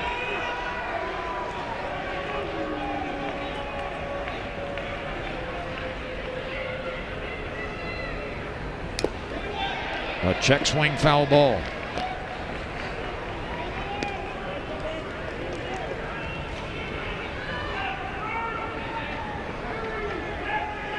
Malone has walked 4, he has walked 2, struck out 4, and allowed singles to Cruz and Arnold.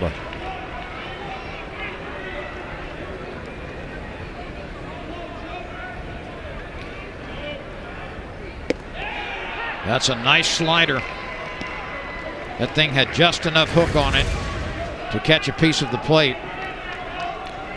That's a really good breaking ball. That's kind of where Malone's been with that breaking ball. He's been able to dot that outside corner with that breaking ball just about whenever he's wanted to. And he's pitched behind in the count with it as well, meaning in fastball counts, he's still been able to land that overhand breaking ball.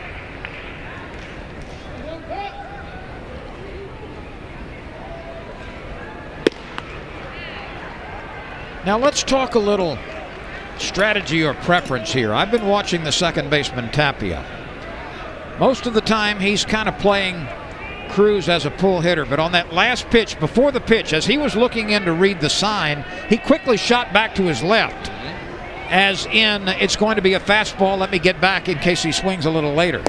Well, if you're the batter, do you trust that? It was a fastball, if you have time. Now, you teach your middle infielders to move late. They almost want to be taking that bounce as the pitcher is winding up, where the hitter doesn't have a chance to even think about what's going on. But that's why you want your middle infielders to understand the signals that you're giving from catcher to pitcher, because they want to take an extra, maybe on an off-speed pitch, they go to the pull side a step. Maybe on a fastball, they go back to the backside a step. And that's why the middle infielders know what pitch is coming. 2-2 pitch, sweeps way wide. But you're right, if he sets up position maybe a little bit too early, a good hitter, a veteran hitter, can see that out there. Well, Thornquist has been so good tonight. Because all the good base runners are taught when the ball bounces, get an extra, get another secondary lead, get off that bag in case it bounces away. You take that extra 90 feet, so the catchers know that if they come up with a clean pick, they're throwing back behind the runner. Milazzo will be on the move.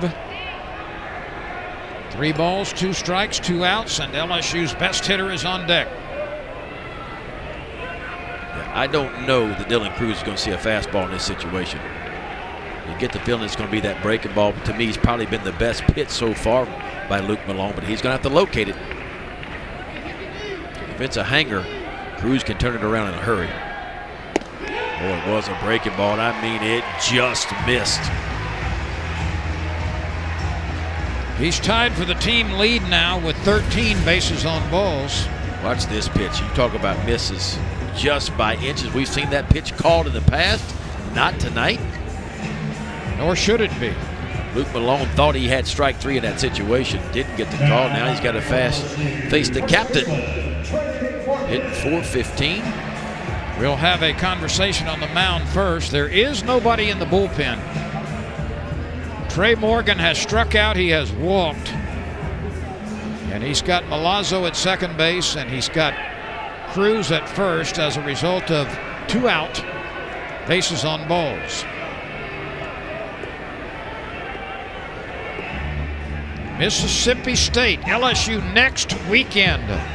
The 30-game SEC schedule starts.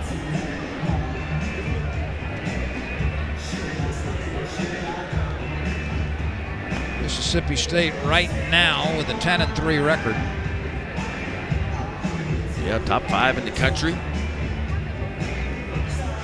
And Ben, unless they play away from Starkville this week, when they come to Baton Rouge, that'll be their first road game of the year. Well, they played the neutral site early in the year when they went into Arlington, remember? And they played those 3 games. They won 3 out of 4 there. Yes, they did. Or they have played 4 neutral site games. They're 3-1. No, there are no easy series this year in the SEC. Every one of them are going to be nail biters. That's just how competitive the conference is this year.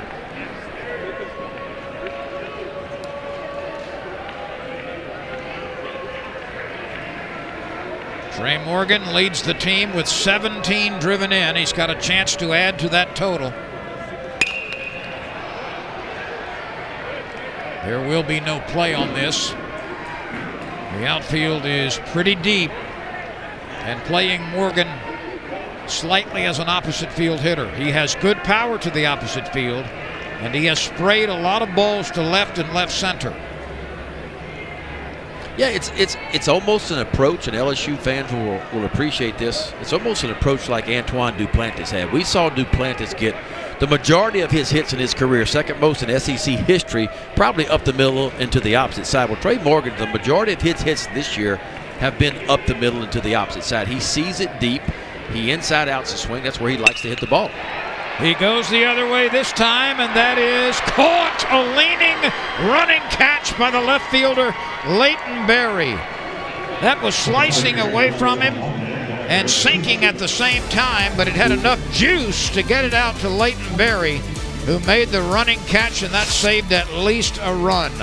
This looked like it might be an extra base hit and an RBI or 2, but the left fielder takes it away, and we remain scoreless on the SEC ESPN Network. At Domino's, you can carry out 3 topping pizzas for just $7.99 each. And with Domino's Carside Delivery, you can conveniently stay in your car while you do it. Just pull up, check in online, and we'll quickly bring your food to you. Thank you. So you don't have to get out to get carry out. Like Denny here. Hey, Hamlin, I like your PJs. PJs? Stay in the driver's seat with Domino's Carside Delivery. Champ Week continues Saturday and Sunday on ESPN.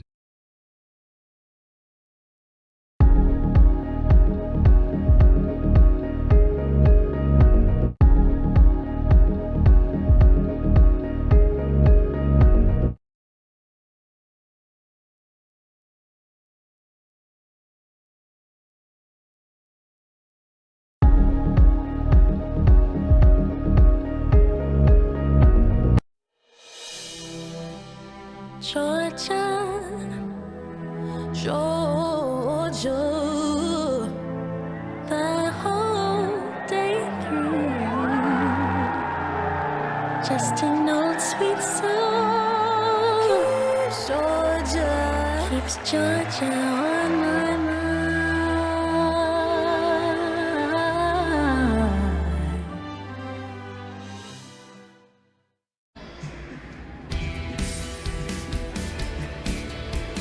We are in the middle innings. UTSA and LSU. This game has been tighter than tree bark.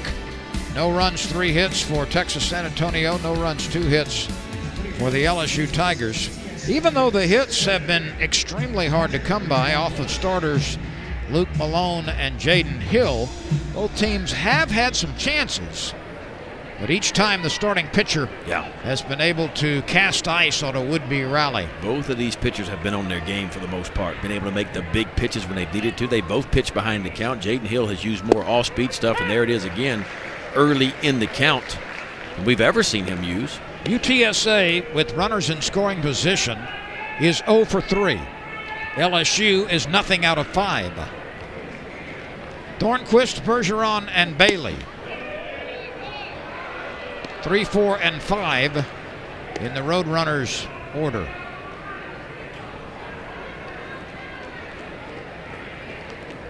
You know what the Roadrunner nickname is? The Roadrunner nickname? Yeah, over at UTSA. What? Rowdy. Rowdy the Roadrunner? Yeah. Just thought I would offer that. Appreciate that. That's not ours. Rowdy, huh? It's not something you need to ponder.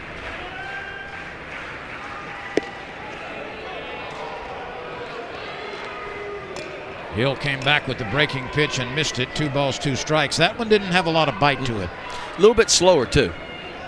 So we've seen that cut fastball, hard slider, whatever you want to call it, kind of 87 to 90. That one's down at 85 miles an hour, so you wonder if he just got around that one a little bit more. Maybe he's trying to get back to that more traditional breaking ball that he throws.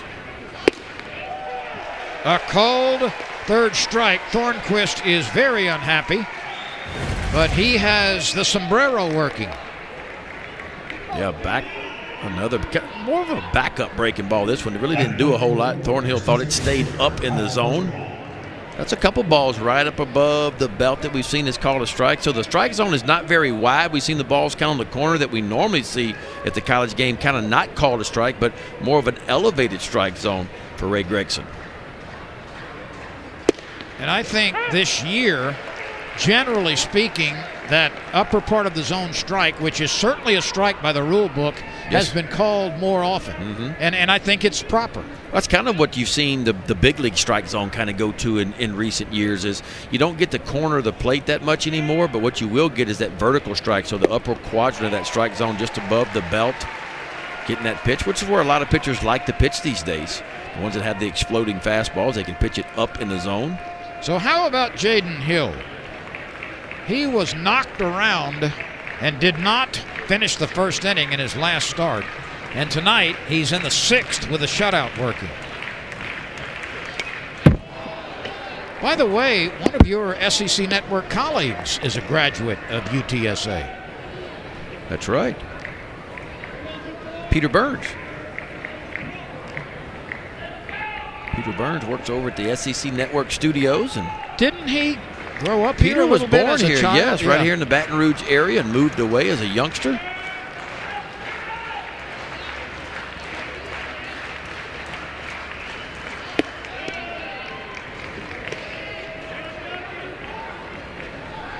He is a big LSU fan. He certainly enjoys Baton Rouge, where I'm not mistaken, his parents still live here.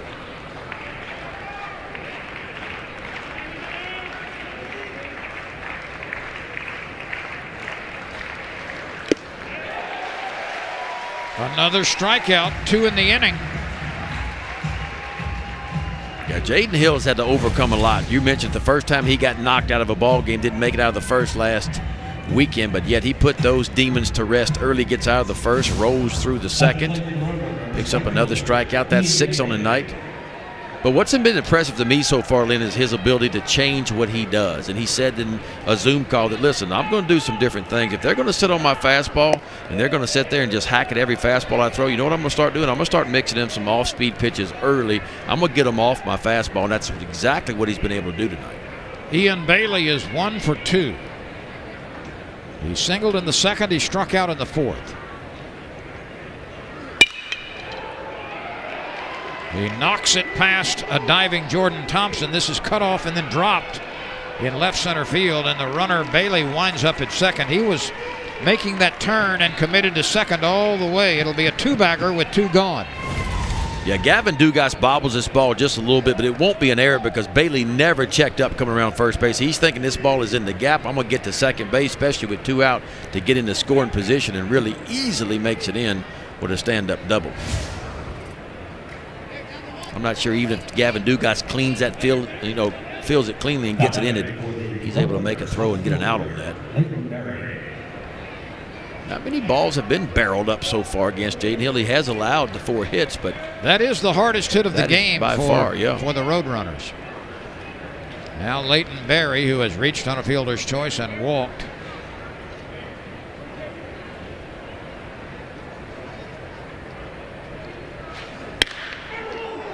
A well-struck ball to right. Cruz turns, backs up, turns back, and makes the catch. Berry hit it very hard, but right at Dylan Cruz. So we go to the bottom of the 6th inning. It's still 0-0. Design isn't just for designers. It's for everyone. With Canva, anyone can create, customize, and share a design in just a few clicks. Start designing for free at canva.com.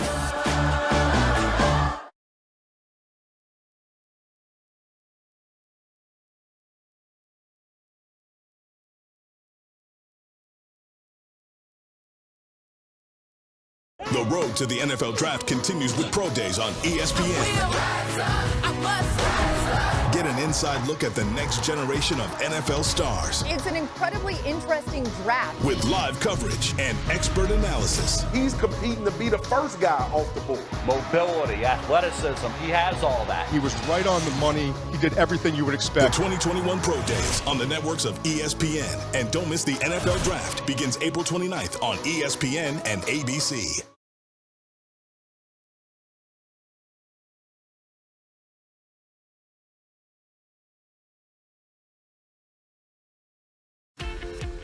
PGA Junior League is a fun team golf experience for kids that the entire family can enjoy.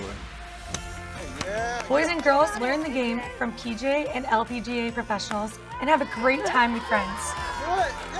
Find your team and get ready for a fun and exciting PGA Junior League season. No high fives for me? What is that? Come on. I want to see you out playing in your jersey and having fun. Visit PGAJuniorLeague.com.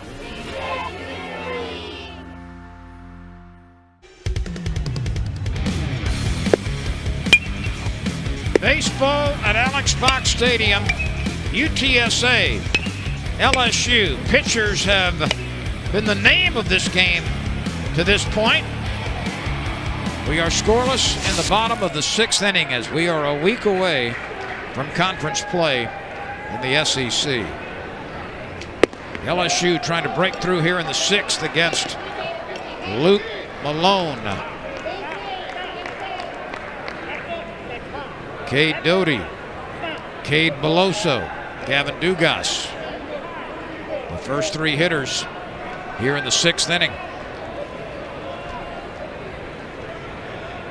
We talked about Peter Burns, a UTSA graduate. Michelle Beadle, an ESPN reporter and TV host, also has her higher education from UTSA. Anthony Rock, Lieutenant General of the United States Air Force. And also Sarah Zabel, a Major General of the U.S. Air Force. She is retired.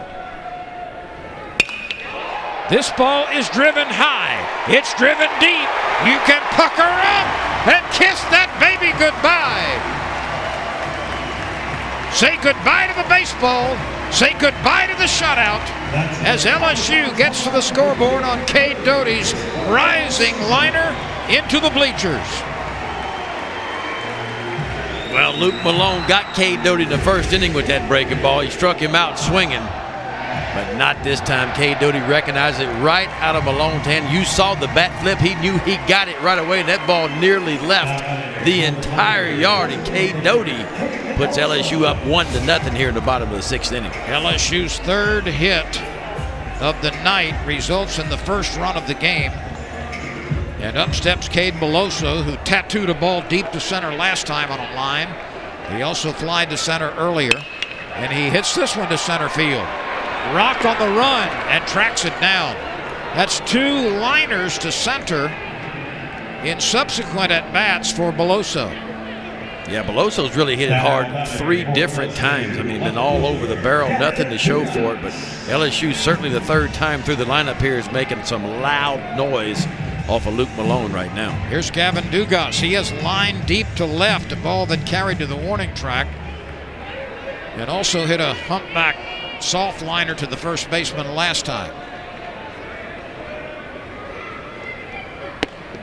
Ball 1 wide. 1-0 LSU on Cade Doty's home run. And is that the 23rd of the year for the Tigers? 23.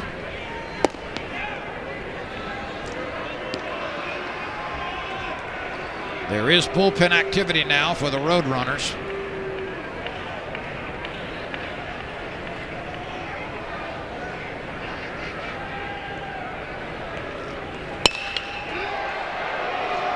There is room in left field, another liner.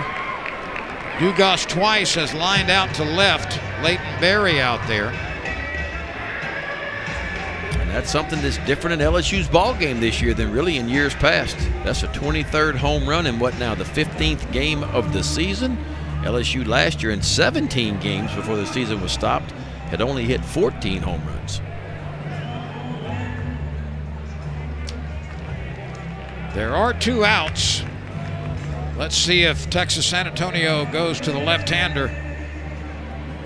Brody Drost has not hit left-handed pitching very well this year. Well, the pitch count is still pretty solid for Malone. He's right around 70 pitches now, 71 pitches. 42 have been strikes. And they will summon the southpaw. So we will step aside here with a pitching change coming. This is Grant Miller coming out of the bullpen. 1-0 LSU on Cade Doty's line drive home run into the left field bleachers. Tide Pods Ultra Oxy one-ups the cleaning power of liquid. Can it one-up spaghetti night? It sure can. Really? Can it one-up breakfast in bed? Yeah, for sure. Thanks, boys. What about that? Yup. It can? Yeah, even that. Tide Pods Ultra Oxy. One up the toughest stains with 50% more cleaning power than liquid detergent. Any further questions? Nope. And now one up your toughest odors with Tide One Wash Miracle. Only at TideOneWashMiracle.com.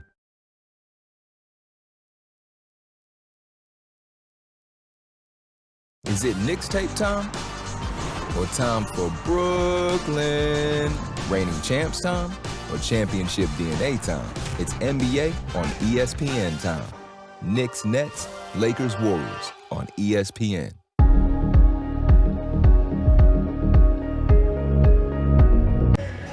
Grant Miller is the new pitcher after 5 2/3 innings of work for Luke Malone, and Miller's job is to get the left-handed hitting Brody Drost. Yeah, Grant Miller on the year. He is making his 3rd appearance. He does have 1 start under his belt, a 5.6 ERA. He's worked 6 1/3, give up 6 hits. Walked through 2, struck out 7. Opponents are hitting .240 off the junior left-hander Grant Miller.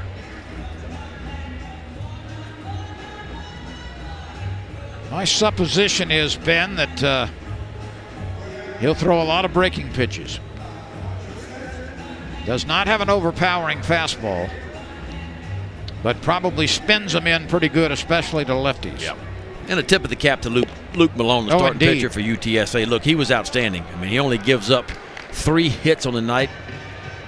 Solo shot by Cade Doty, but other than that, he was in control, in command. He really pitched. I'll tell you what, Lynn, if he pitches like that on Friday nights in Conference USA for UTSA, I'll tell you what, they're going to win some ball games with him. 3 walks, 4 strikeouts, only 3 hits allowed. One of them left the ballpark off the bat of Cade Doty.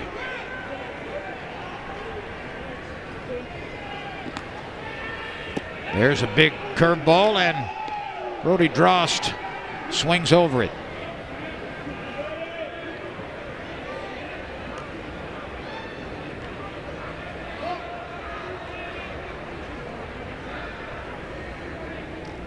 Another one. Really good breaking ball, too. Starts it in the zone and kind of oozes it off the outside corner. Now, this is something this young hitter is going to have to develop. He doesn't see a lot of breaking pitches like that from lefties in high school, and he has had some difficulty against spinners from that side. Yeah, and a lot of times it's just reps, right? Getting those reps against those quality left-handed arms. But I like Drost. I mean, he's got a good body. So he certainly plugged the gap in center field very nicely in the absence of DiGiacomo. But he strikes out, and that ends the inning. But Cade Doty has taken care of business here as he gets LSU to the scoreboard first. Home run number 4 for Cade Doty. 1-0 on that swing by LSU's Doty.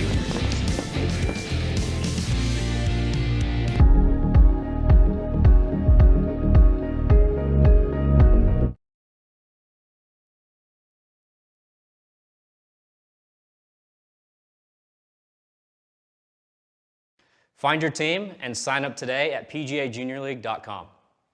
Community is just so important, and because of COVID, we had to become more creative in how we stay connected. Day-to-day job is coming in at 6 a.m. and we don't open till 8. No one's usually up this early, but I am. We had a lot of guests. They liked the fact that they saw people cleaning more often. We are the go-to people for protecting not just the guests, but also our Target team members. It is a challenge, it is.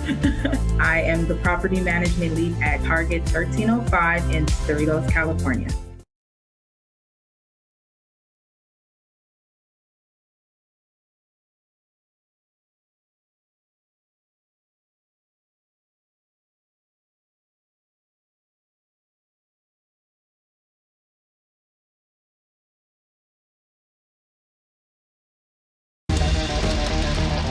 Let me tell you a story about a team that was only allowed to celebrate 1 win all season. Nothing was going to stand in our way of winning. An SEC story film. Win or Else. Monday at 9 on the SEC Network.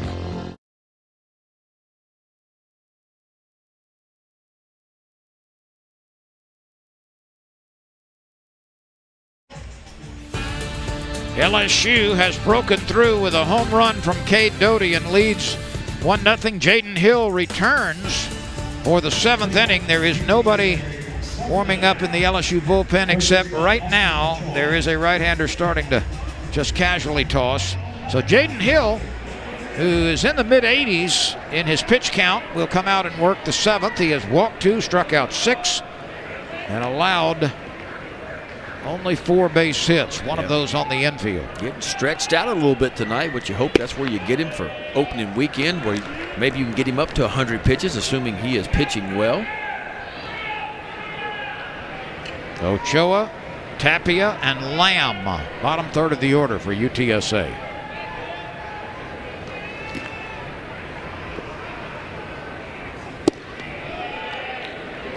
LSU, of course, is glad to get a 1-0 lead, but Ben, if you're a starting pitcher at this point in the contest, to Jaden Hill, this is just still a 0-0 game. Gotta be. That's the way you got to approach it. Nothing changes. Nothing changes from the way you've pitched the first 6 innings. Drost gives some ground, sprints back to his left, and makes the catch. Ochoa hit it hard, but Drost was there, and both center fielders have been busy tonight. Dross got a really good jump on that ball, a really good read right off the bat. Easily chases it down in that right center field gap. Jaden Hill approaching 90 pitches now.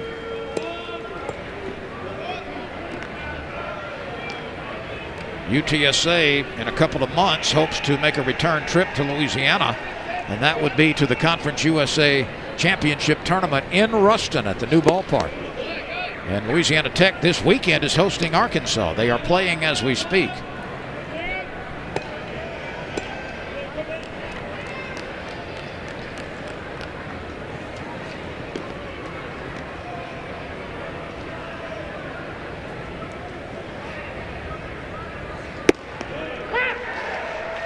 I'll be shocked if this team is not in the conference tournament. I think it's just too much experience.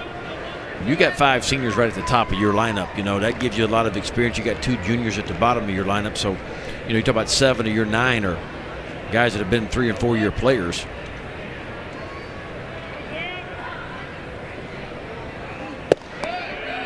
Two balls and a strike to the junior second baseman Tapia. The Roadrunners are 5-3. LSU is 11-3.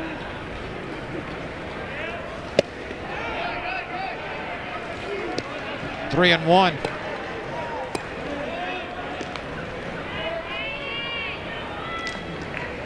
Any base runner represents the tying run.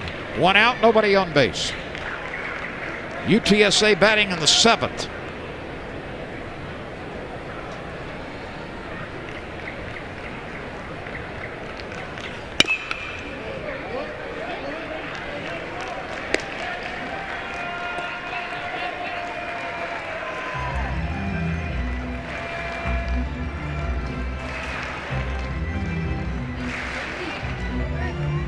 Three balls, 2 strikes.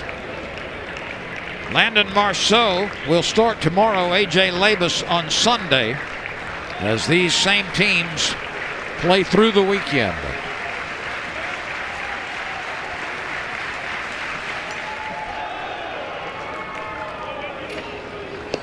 Tapia stays alive on a half swing. He got a little sliver of that.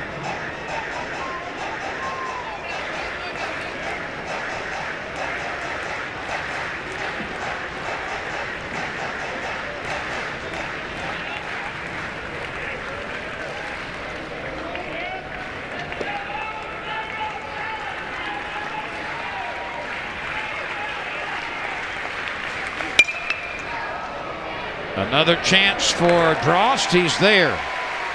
He has handled both fly balls in this inning.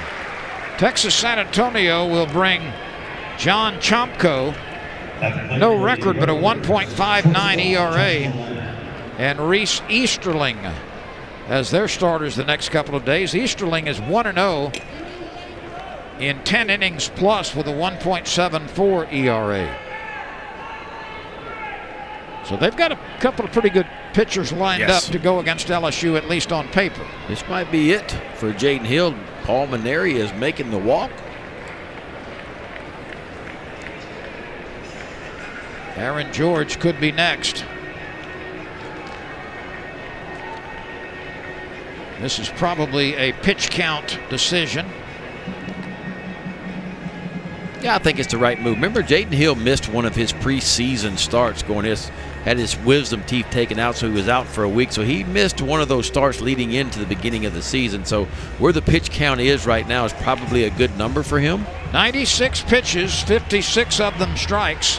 So he follows a performance in which he was knocked out in the first inning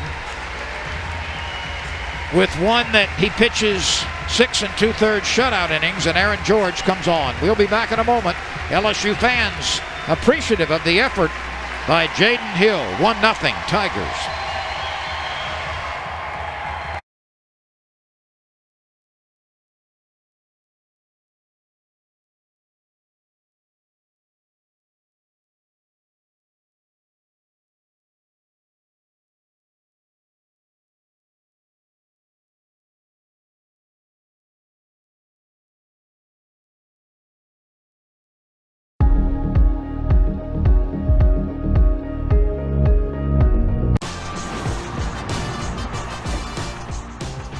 NBA on ESPN time. Knicks Nets, Lakers Warriors on ESPN.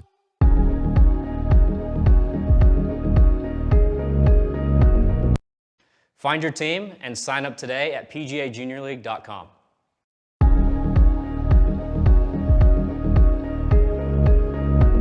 The road to the NFL Draft continues with Pro Days on ESPN.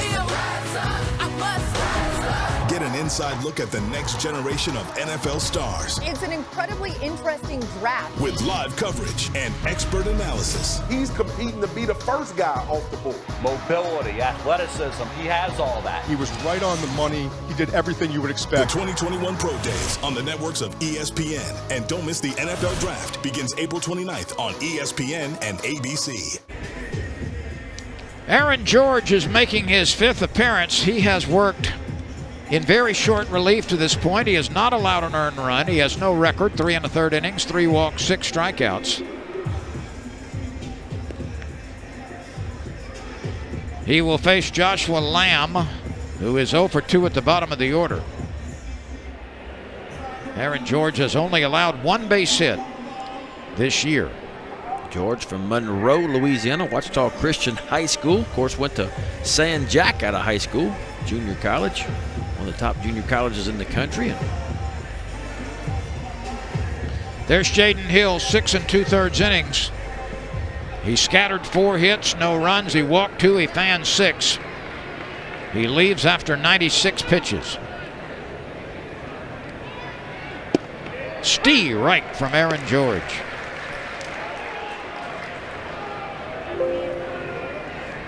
Two fly ball outs to center field here in the 7th for UTSA. Nobody on base. LSU leads 1-0 on the strength of a 6th inning Cade Doughty home run.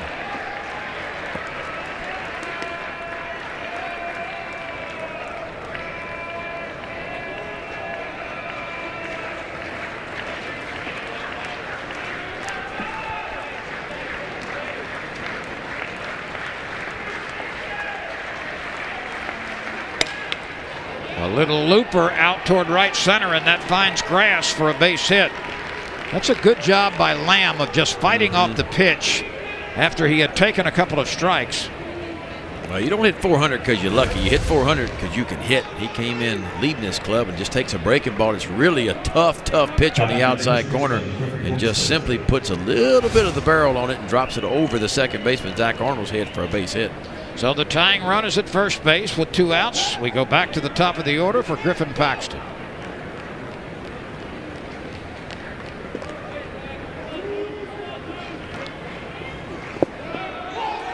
The runner is on the move after that pitch was in the dirt, and he's thrown out. Milazzo recovered that dirt ball and fires it down to get Joshua Lamb. Well, Alex Milazzo has a cannon, and watch this. Breaking ball in dirt, blocks it up, comes up and throws a rocket to Thompson to get LSU off the field. LSU will carry a 1-0 lead into the bottom of the 7th inning.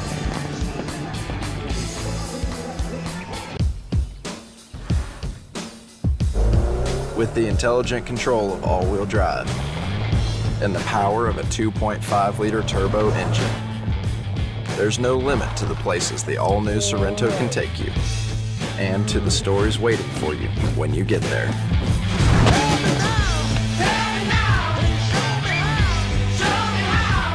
The all-new Sorento, the world's first storytelling machine.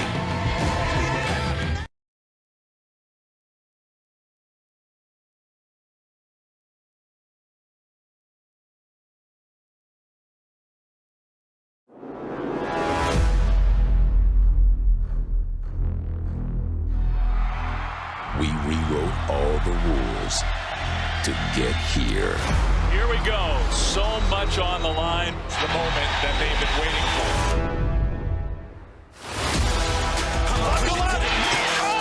The Big 12, ACC, and Pac-12 championships, Saturday. Then the SEC and American Athletic Championships, Sunday on ESPN.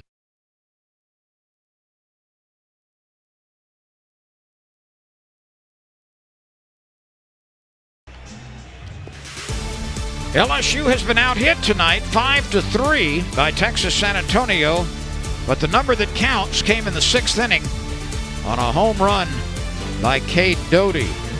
Tiger hitters will face this right-hander coming out of the bullpen. He's reliever number 2. Hunter Mason is now on to pitch here in the 7th after 1/3 of an inning by Grant Miller. Hunter Mason, senior right-hander, 3.5 ERA on the year. He's got a 1-1 record. Making his 4th appearance. They have all been out of the bullpen. He's worked 7 2/3 innings, punched out 8, and walked 4. Opponents are hitting .290 off the right-hander, Hunter Mason. And he has allowed 9 hits. He slings it over the outside edge to Zach Arnold, who has struck out, and also has a base hit.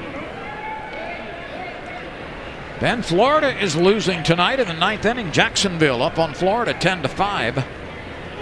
And right now in Ruston, Louisiana Tech is beating Arkansas 5-4 in the top of the 8th inning. Well, we saw that Tech team, and boy, can they swing it. And they've scored some runs against Arkansas, whose pitching staff has been really good so far this year. Mississippi State is having no trouble against Eastern Michigan. It's 10-0 Bulldogs in the bottom of the 8th inning in Starkville.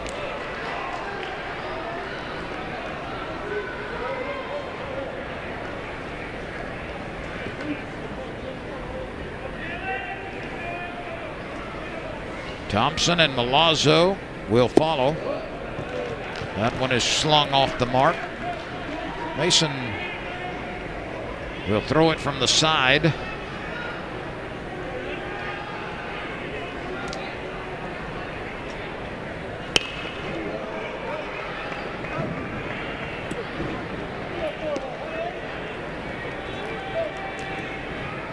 Luke Malone started. He was really good for UTSA. Grant Miller came on to get the left-handed swinging Drost and struck him out. And now it's Mason.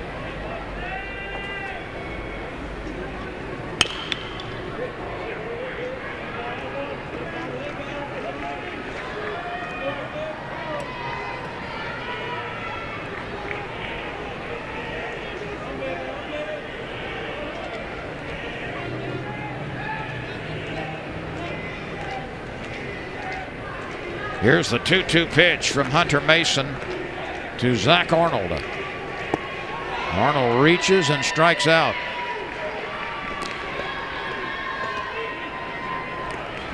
Pretty good little frisbee there by Hunter Mason. So watch this ball. It starts in the zone, but watch as it travels towards home plate. It dives down and away from Zach Arnold.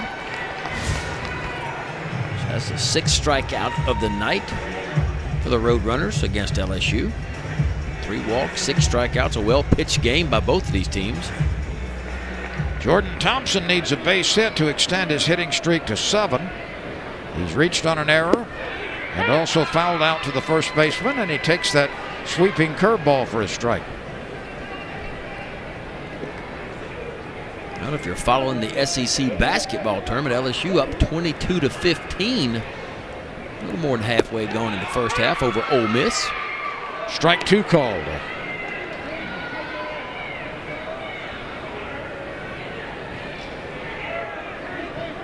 And if you missed it, Tennessee and LSU in softball were scheduled to open the SEC season tonight. That game was rained out in Knoxville. A diving catch is made in right field by Ian Bailey. Well done as he left his feet and made the diving effort toward the infield and was able to nab it in the webbing of his glove. Yeah, well, I tell you what, the Roadrunners came in with a .982 fielding percentage, 2nd best in Conference USA, and outstanding play by Bailey. That first step for the outfielder is always the most important one. Boy, we saw the center fielder rock not too long ago, and then Bailey this time, really good first steps to get the fly balls. Milazzo is first pitch swinging. The pitcher will have to cover, and it's nicely covered. First baseman to pitcher covering for the out, so a 3-up, 3-down inning for the reliever Hunter Mason. And we move to the 8th. LSU's lead is 1-0. You ever think Pac-Man gets tired of eating these same little dots? I could get any 2 toppings on my large pizza for just $10. Pepperoni, sausage, bacon, the $10 tastemaker, only from Pizza Hut. I think I'm about to out-pizza the Hut. No one out-pizzas the Hut. We're for those who love to discover, who know an open mind is the only kind, who don't need to travel to find something new, who know where to escape, even just for a moment, who don't need a fortune to find a gem, and who know when you spend less, you can discover even more, and never, ever stop discovering. Spend less, discover more at TJ Maxx and Marshalls. Let's talk about the bullpen. Their starters are averaging 6+ innings a game, by far the best in the league. It's the question that won't go away. With all the superstars on the court, the problem has to be in the front office. They have the elite quarterback. They have the skilled players on offense. Will the defense carry its weight? The Athletic delivers exclusive access to the sports stories you care about People most. I know inside the building say he's gone after this year. With personalized coverage built around your teams. Subscribe today at theathletic.com.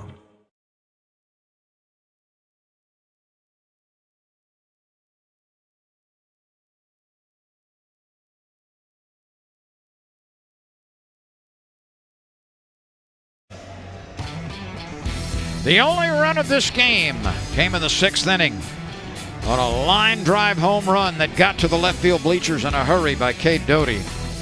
And Devin Fontenot is on to protect this lead as he will pitch at least the 8th. He's worked 7 innings. He's made a lot of appearances this year. 6 hits allowed, a 1-0 record, an ERA of 3.86, 9 strikeouts and 5 walks. That's been a bit of a problem for Devin Fontenot, whose control is usually brilliant. Yeah, so he's been busy, hasn't he, Ben? Yeah, making his 9th appearance now in the 15th game of the year for LSU. And you're right. That's the most by far of any pitcher. 5 walks, but he's pitched behind it a little bit. He's given up a few. It hadn't been bad, just not as quite as sharp as you're used to seeing Devin Fontenot. And Paul Mainieri's giving him some opportunities to kind of work through that funk a little bit, if you will. The stuff is still good. I mean, it's not the velocity of the fastball. It's just command of all his stuff that's kind of gotten him in trouble pitching behind. The 1-0 pitch to the leadoff batter, Paxton. That's upstairs. Fontenot also has not consistently been able to throw that wipeout slider that he's shown in the last couple of years. When that pitch is working, it's one of the most devastating sliders in the country. Well, the problem he's having is he can't get to that pitch, right? So he's normally been a guy that gets ahead with the fastball, then he finishes you with a couple of breaking balls. Well, this is kind of what we've seen a little bit from Fontenot so far this year, is not able to land that fastball. And if you watch him pitch, when he flies open that front side, he leaves that fastball kind of arm side high, and that's where he's missed 3 times in a row. There's a good one.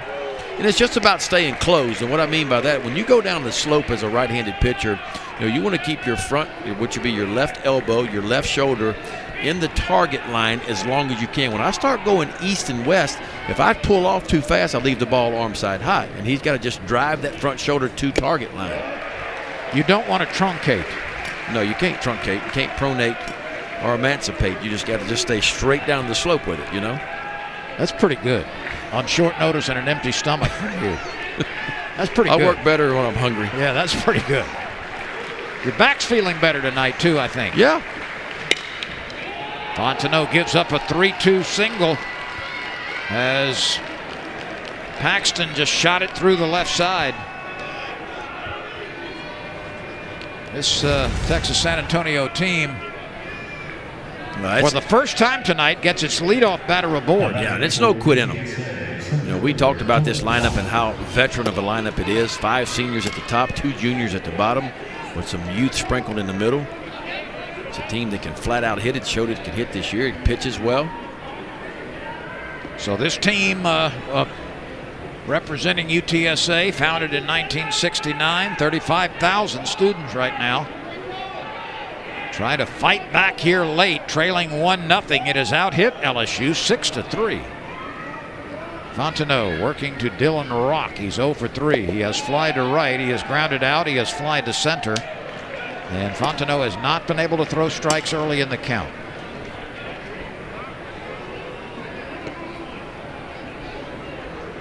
UTSA is in the University of Texas system, but each school in that system is allowed to pick a color other than the traditional orange and white. So The Roadrunners have added blue to that mix. This should be caught. And it is by the second baseman, Zach Arnold. So Rock is 0 for 4. And it brings up Thornquist, who struck out 3 times against Jaden Hill.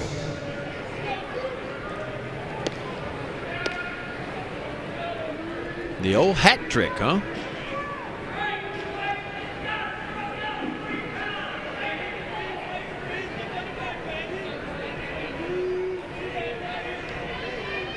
Thornquist has 2 home runs. That's tied for the team lead. Remember, they had only played 8 games coming into this one.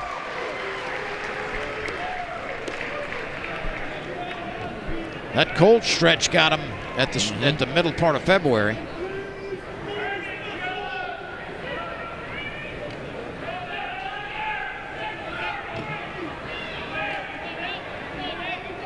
The 0-1. High and away at 94.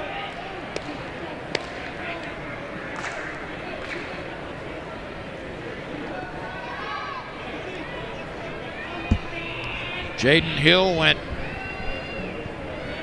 6 innings plus, 6 2/3.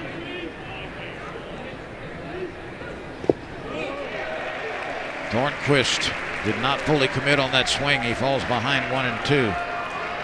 Aaron George came out and worked a third of an inning in the 7th. Now it's Fontenot starting the 8th, and that's a much better slider. Yeah. Let's see, when you get to count ahead or you get to count even, you can use that pitch and you'll get some swings and misses. And if he throws the same pitch, he'll probably get the same result.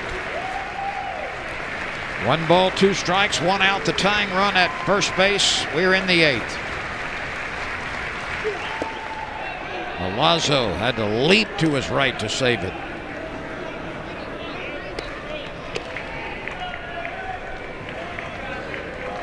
Alex Milazzo has been solid behind the plate. He's been good at the plate, too. Good sack bunt there in the 3rd inning. Walked in the 5th. Here's the make it happen pitch at 2-2.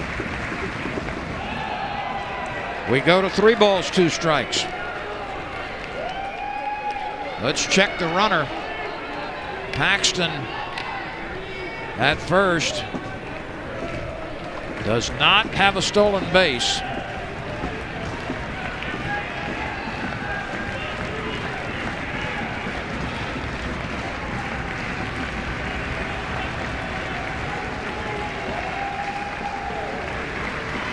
He is moving, and the pitch is outside. So Fontenot walks Thornquist. And things are starting to boil up on the infield here as this Roadrunner team has 2 on with 1 out. And you're right in the heart of that lineup. Of course, you mentioned there's no easy outs in this lineup. 1, 2, 3, 4, 5, 6, 7, 8 batters, all hitting over 300. Here's Kyle Bergeron, who's 1 for 3. LSU's bullpen is active now. There's another right-hander throwing. That's Mikhail Hilliard getting ready in a hurry. He's coming off a very fine performance out of the bullpen, and Alan Dunn is going to try to settle down Devin Fontenot.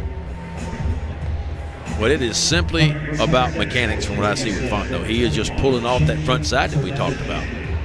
I don't care what pitcher you are. And there's 2 things that pitchers struggle with more than anything. One is the timing. Can they get up the balance point? In other words, when they pick that leg up, can they let everything gather over the top of the rubber and then come towards home plate? The other thing is what I call the east-west thing. Can you keep your front side in the glove as you go down the slope? Because that's your steering wheel. Wherever this thing is, Lynn, wherever I'm pointing this thing, that's where the ball wants to go. And if you get too quick and you open up, you're going to leave a lot of those balls arm side high, and that's kind of what you're seeing with Fontenot a little bit right now.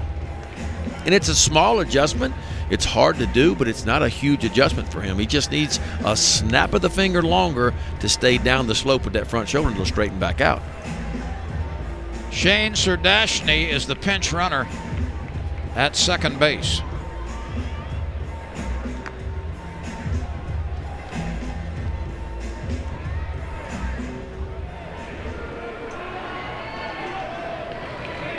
Bergeron sandwiched a base hit in between lining out to left and striking out.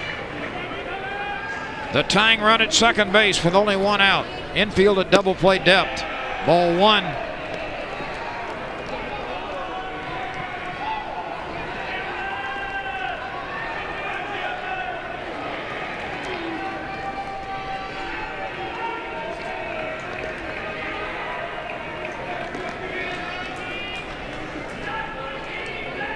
One out, two aboard. LSU's lead is 1. We play in the 8th. A liner to center field. It will carry to Drost. He reaches down and plucks it for the second out. Bergeron belted it pretty well, but Drost was there. When that ball's over the left center field gap, it is trouble, but the ball, fortunately for LSU and Devin Fontenot, almost directly to the center fielder, Drost. The hearts in the chests of the LSU fans moved up when they saw that liner, but Drost was able to make the catch. 2 outs. Here's Bailey. He's had a good night. He has singled, struck out, and doubled. And Paul Maneri wants a new pitcher. So we will have a pitching change right here.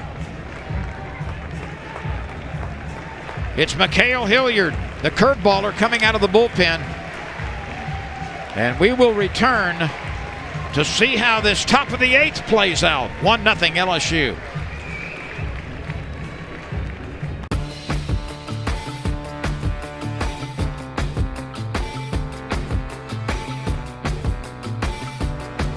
Delicious avocado toast for all. Now at Dunkin'. Order ahead plus earn rewards. America runs on Dunkin'.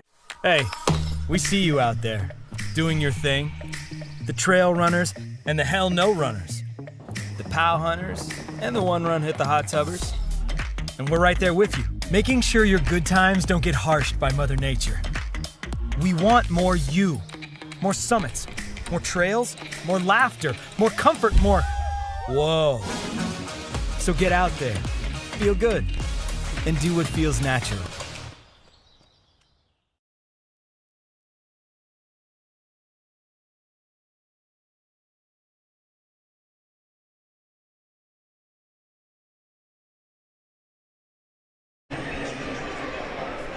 Mikhail Hilliard, in his last appearance on March 9th, went 3 1/3 innings against Texas Southern.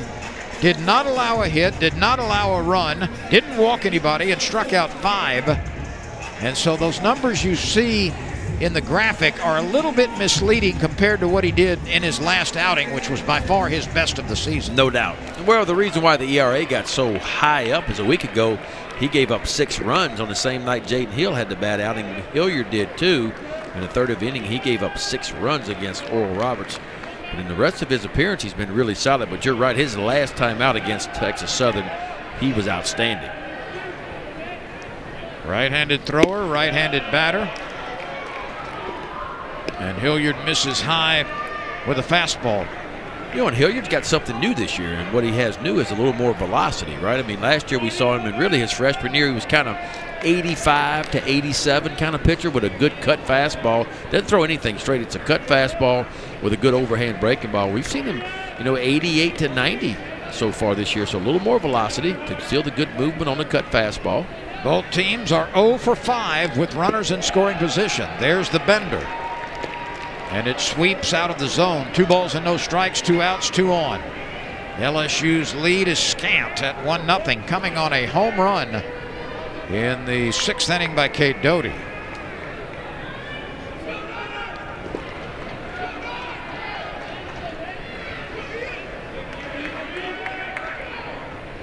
Bailey is 2 for 3. He swings through that one.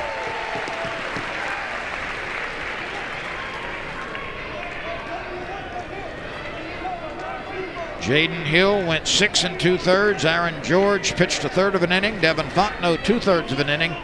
And now Mikhail Hilliard, and the bullpen is active again for LSU. Garrett Edwards and Jacob Hasty getting warmed up. Liner right back up the middle. Backhanded by the second baseman. Throw to first. Oh my goodness. Safe at first base after a tremendous play by Arnold, but the run comes around to score. And we are brand new. Arnold got to it. He made a sensational backhanded stop.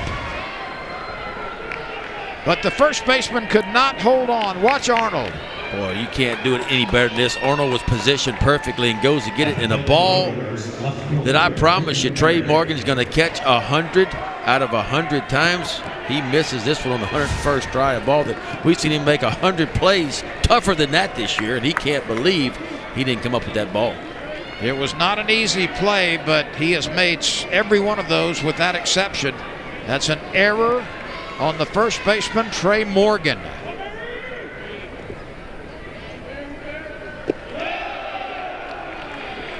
Well, this Roadrunner team just kept pecking away, applying some pressure, not able to come through until the 8th.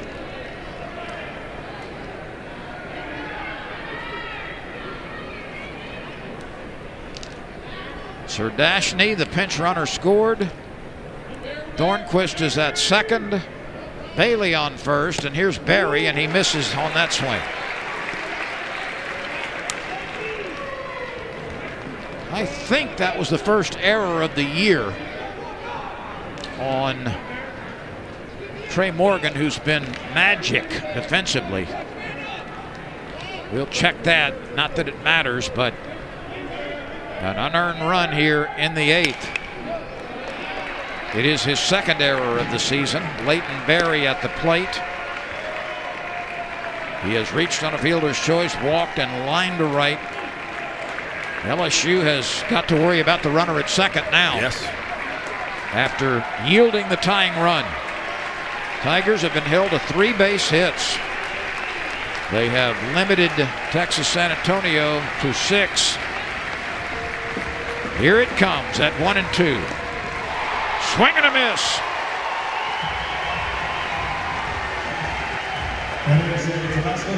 Leighton Berry can't find this fastball under his hands, but UTSA has scratched for a run in the 8th, and we are brand new as we move on into the night. Real G's moving silence like sourdough. So if you didn't know, the Sourdough King is back at Burger King with flame grilled beef, sizzling bacon, and ooey gooey cheese stuffed between 2 toasted sourdough buns. The Sourdough King and Sourdough Breakfast King. Your way, way better.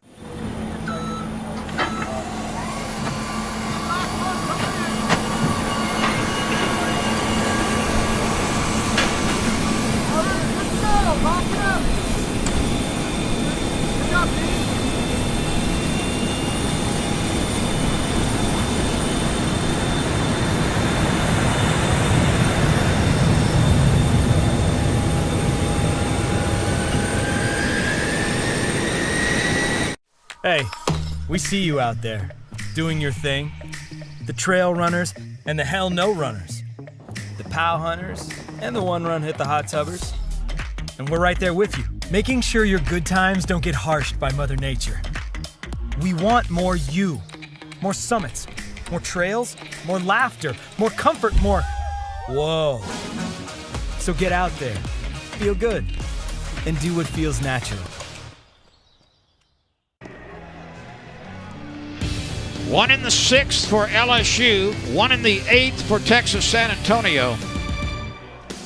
And we move to the bottom of the 8th inning. Texas San Antonio has made a couple of changes, and we are awaiting another one. Leighton Berry has moved from left field to first base. Ian Bailey has moved from right field to left field, and we must have a new right fielder. Other changes for UTSA. Center field for 21 Serdashny, moving from center to right for 27 Rock. All right, Dylan Rock moves to right field from center field.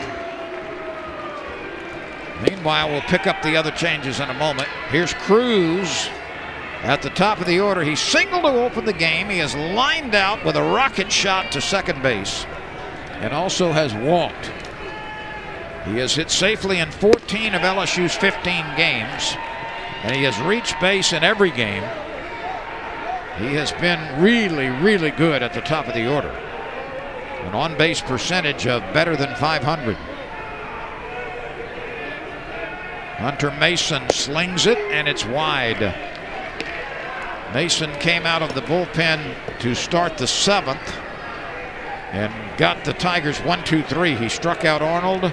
Thompson hit it hard but lined it to the right fielder, and Milazzo was out on a ground ball to the right side.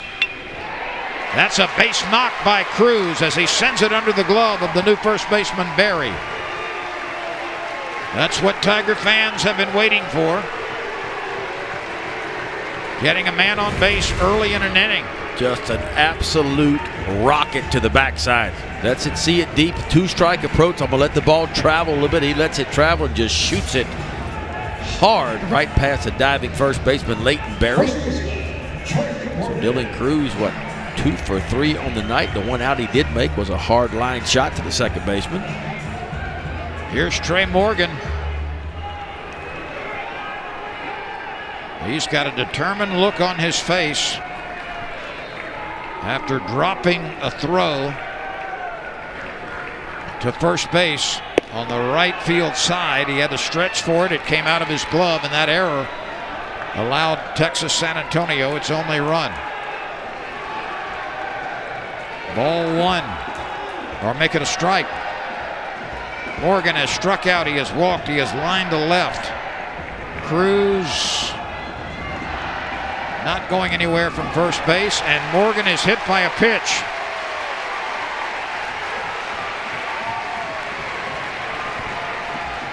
So Cruz with a single the other way, and Morgan is hit by this pitch.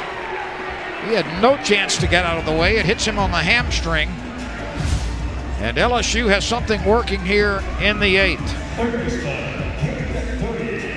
That's the 7th time already this year that Morgan has been hit by a pitch. Well, he stands, he chokes up on that bat limb, but he stands really close to the plate. So anything in off the plate 6 or 8 inches could get him.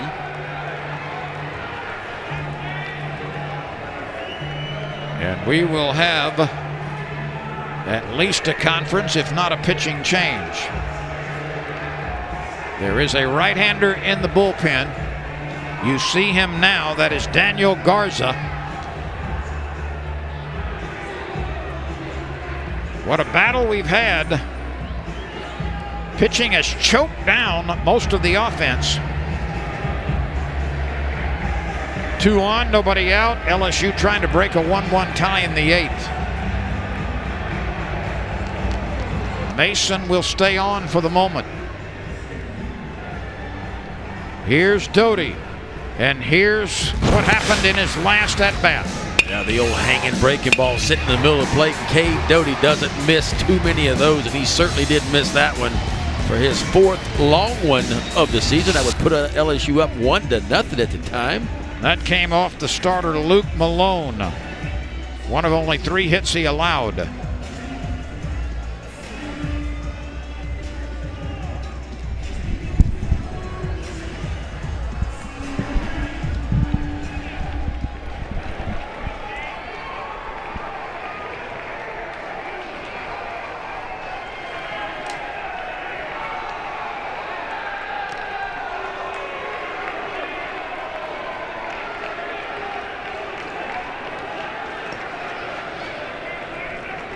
We'll finish up the defensive changes for you. Bailey in left.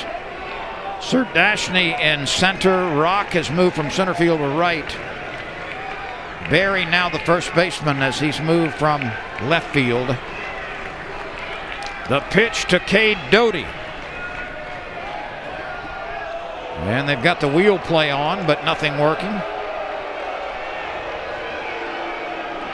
They were expecting Doty to bunt. Will Pulmonary take the bat out of his 3-hole hitter, who has homered in 3 tries, to get a runner to third with 1 out? I wouldn't be shocked if he did. The way he's swinging it, I don't think that he will. Ground ball left side. Third baseman's got it. Steps and throws. And skips it by the first baseman.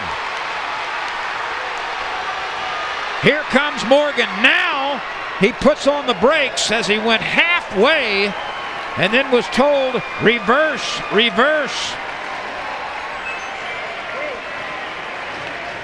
Wow, a lot going on there. Yes, sir. The will play in motion for the Roadrunners. They're expecting bunt.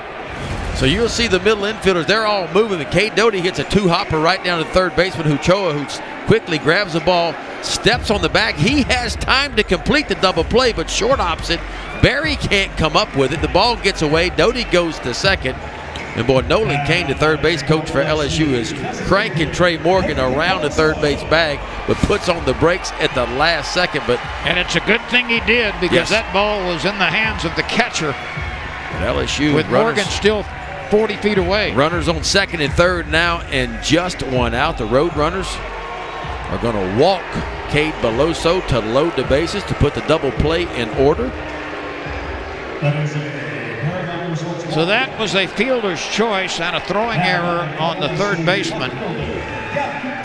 And Morgan and Doty and Beloso are aboard with 1 out. Here's Gavin Dugas. He has ripped a pair of liners to left field that were caught, and he has hit a softer humpback liner to the first baseman. But he's made very good contact in 3 at-bats. We are in the bottom of the 8th. This is a .381 hitter with runners in scoring position.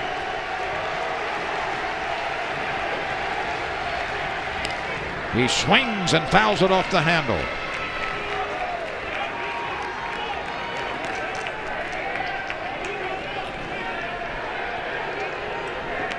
Hunter Mason trying to somehow avoid trouble in terms of runs scored here in the 8th. The water is boiling around him. Well, if you're Hunter Mason, you want to create another ground ball. That's what you're trying to get in the situation. Your middle infielders are playing back. They're going to try to turn 2 up the middle. The corners are kind of even with the bag. They'll probably come home to cut the winning run off.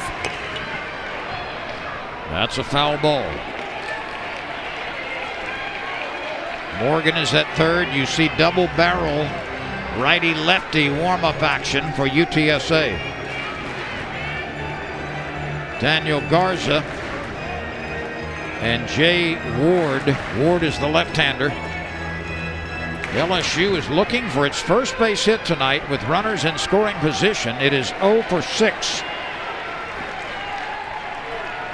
Dugas came into the game with a .314 average.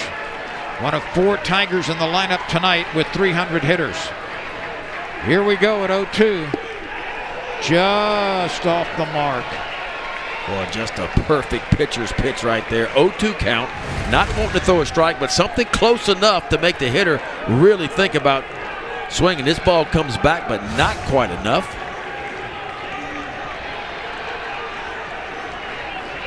Mason leans over. Goes to the stretch from the belt. Ground ball, second base to short for 1, to first. Safe at first base, and 2-run score. 2-run score on that play. And I think we are going to have a review. The first baseman, Leighton Berry, made a heck of a pickup. Did his foot come off the bag, or did Dugas beat the throw? Well, this ball was hit plenty hard enough, Lynn, to turn 2. There's no doubt about that.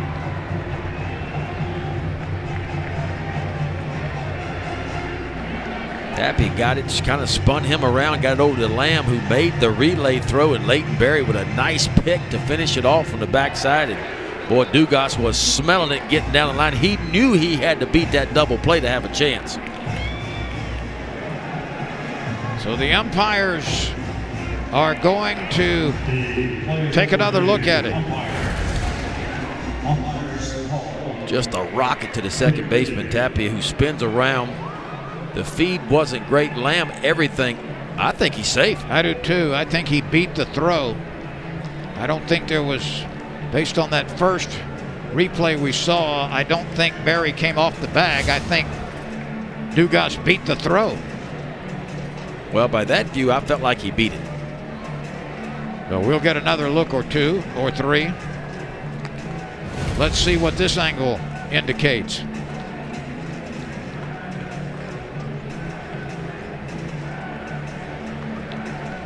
Safe, barely. It is so close. But again, the call on the field is, in those, the most important one, and the call was safe.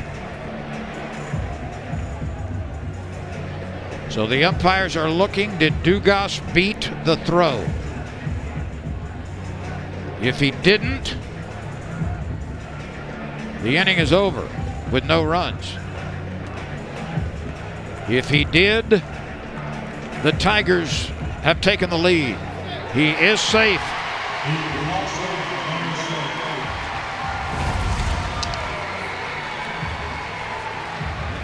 Well, Dugas just hustling out of the box, and he just flat out beat it. And the difference was the second baseman, Tapia, spinning around. If he catches that ball normal and gives a good feed to the shortstop Land, they probably turn two and get off the field. But when he spun around, and you could see about a quarter of the ball, the white, before it got into the mid of the first baseman with Dugas's foot clearly on the bag. Now, you don't see a two-run fielder's choice very often, Ben. He gets 2 RBI on that play.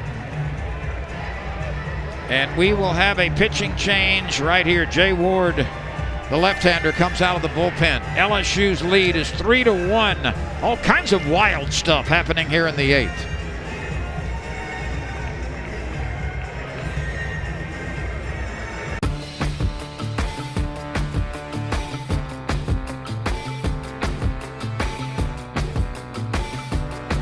Delicious avocado toast for all. Now at Dunkin'. Order ahead plus earn rewards. America runs on Dunkin'. We made USAA Renters Insurance for the stuff you love. Because if it's worth lugging up 5 floors, it's worth protecting for as low as 33 cents a day. It's that simple. USAA. What you're made of, we're made for.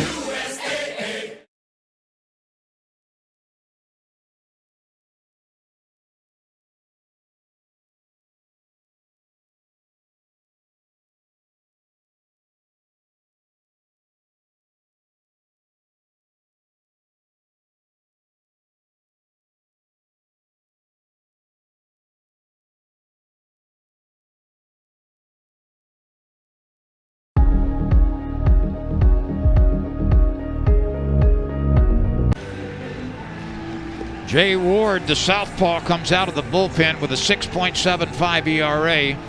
He has had 4 appearances, no record. 2 2/3 innings, 4 hits allowed. He has struck out 4. He has walked 2.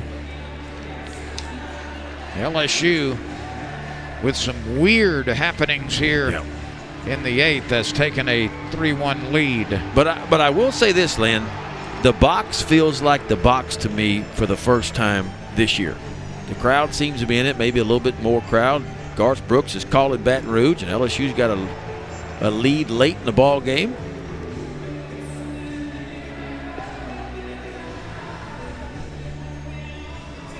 So Dugas will get credit for 2 RBIs on that. On a fielder's choice. Let's go back and look at this play. There are base runners everywhere. This ball is hit very hard. This is right the difference. At the second baseman, Tapia. Right there. When Tapia spun around, it was just enough time for Dugas to beat that out. Trey Morgan was going to score regardless, and Nolan Cain never quit cranking Cade Doty from second base all the way home. LSU now up 3-1 as we still play here in the bottom of the 8th. That gives Dugas 17 RBI, which is tied for the team lead with Morgan.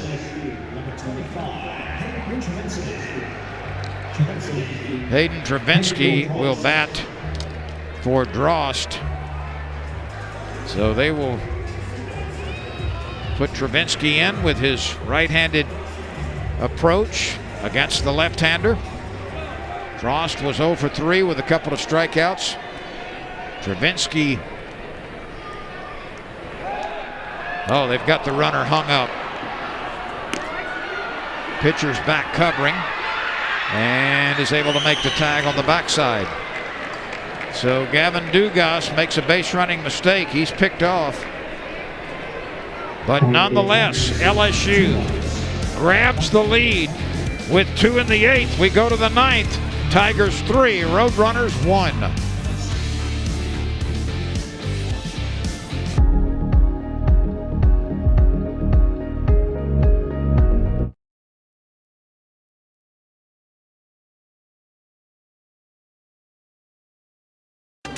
If you're going to make history, it's time to start making it.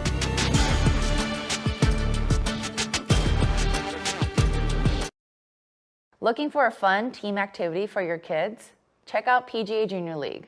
Learn more at pgajuniorleague.com.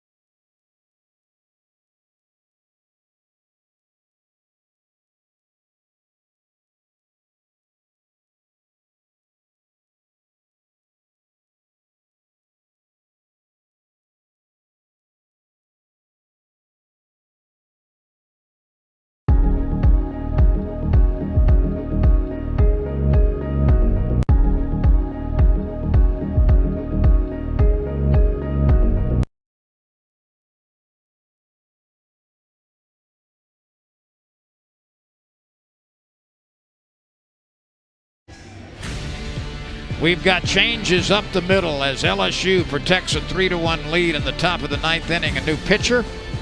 It's Garrett Edwards. This youngster has no record, a 2.57 ERA. 6th appearance, 7 innings, 8 hits allowed, 9 strikeouts. He's had that pitch working. He's walked 3. He's got a 3-1 lead, and behind him in center field is Drew Bianco. So Bianco replaces Brody Drost. And we go to work in the 9th. Steve Reich to Ochoa, who is 1 for 3. He has an infield hit and he has flied twice to center field. He takes a cut at one that was well out of his reach.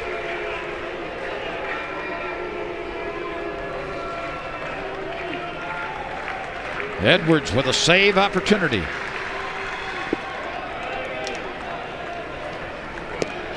Edwards from Pitkin, Louisiana. He is a strike thrower and a big part of this number 2 rated freshman class that Nolan Cain brought in to LSU. Cruz on the run. Backs up and takes it deep in right center field for the first out.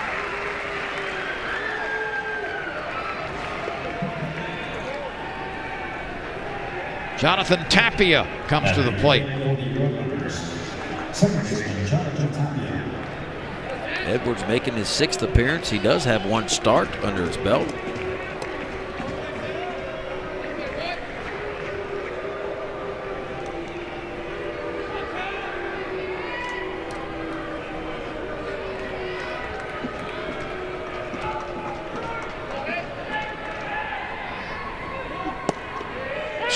Rank 1 on a breaking ball. Well, they've got a good one going up in Ruston, Ben. Arkansas has rallied, picked up a late run. They're in the 10th inning now. Arkansas 7, Louisiana Tech 7. The first of a 3-game series in Ruston at the new ballpark. Of course, Arkansas, number 1 team in the country.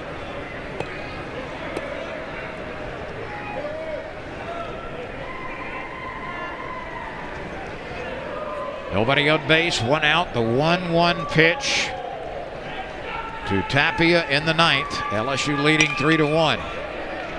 Bianco Drifts to his right. 2 gone. There have been a whole lot of fly ball outs tonight by both teams. And the freshman Garrett Edwards just comes in attacking the strike zone.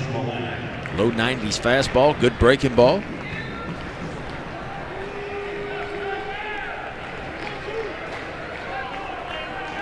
So 2 outs, nobody on base. Joshua Lamb, 1 for 3. LSU leading by a pair. Roadrunners are down to their final out. Nothing happened until the 6th inning.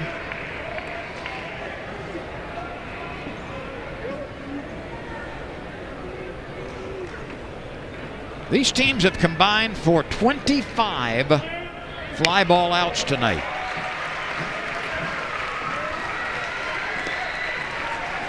And 9 ground ball outs. That's a lot of outfield play by both sides.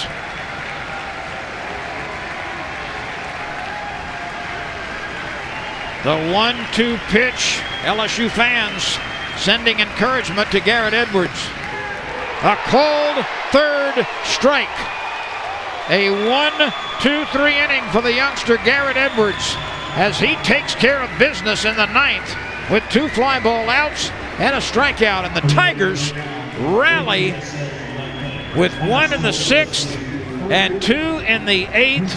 3-1 the final. Yeah, offensive stars tonight. Dylan Cruz goes 2 for 3. Cade Doty 1 for 4. That home run. 4th home run of the year. Gavin Dugas 0 for 4 to plate limb, but picks up 2 RBIs on that fielder's choice to give LSU their 3 runs. I love the way Jayden Hill bounced back. He was outstanding in 6 2/3. Aaron George did his thing. Mikhail Hilliard did, and Garrett Edwards, the freshman, comes in. First save for him in his collegiate career. Not often do you win a game with 4 base hits, but LSU was able to do what it needed to do when it needed to do it, and gets win number 12 on the year. Well, they did enough, and that's the whole thing, and it's about gaining momentum, and LSU's hoping to sweep this series. It will not be easy. We see the Roadrunners. UTSA has an outstanding team, so 2 tough games left for LSU as they get ready for conference play a week from today. These same teams battle tomorrow at 7 o'clock. You can watch it on the SEC Network. So that's the story. For Ben McDonald, I'm Glenn Rollins. So long from Baton Rouge, Louisiana, where the final score is LSU 3, the University of Texas San Antonio Roadrunners 1. This has been a presentation of ESPN, the worldwide leader in sports.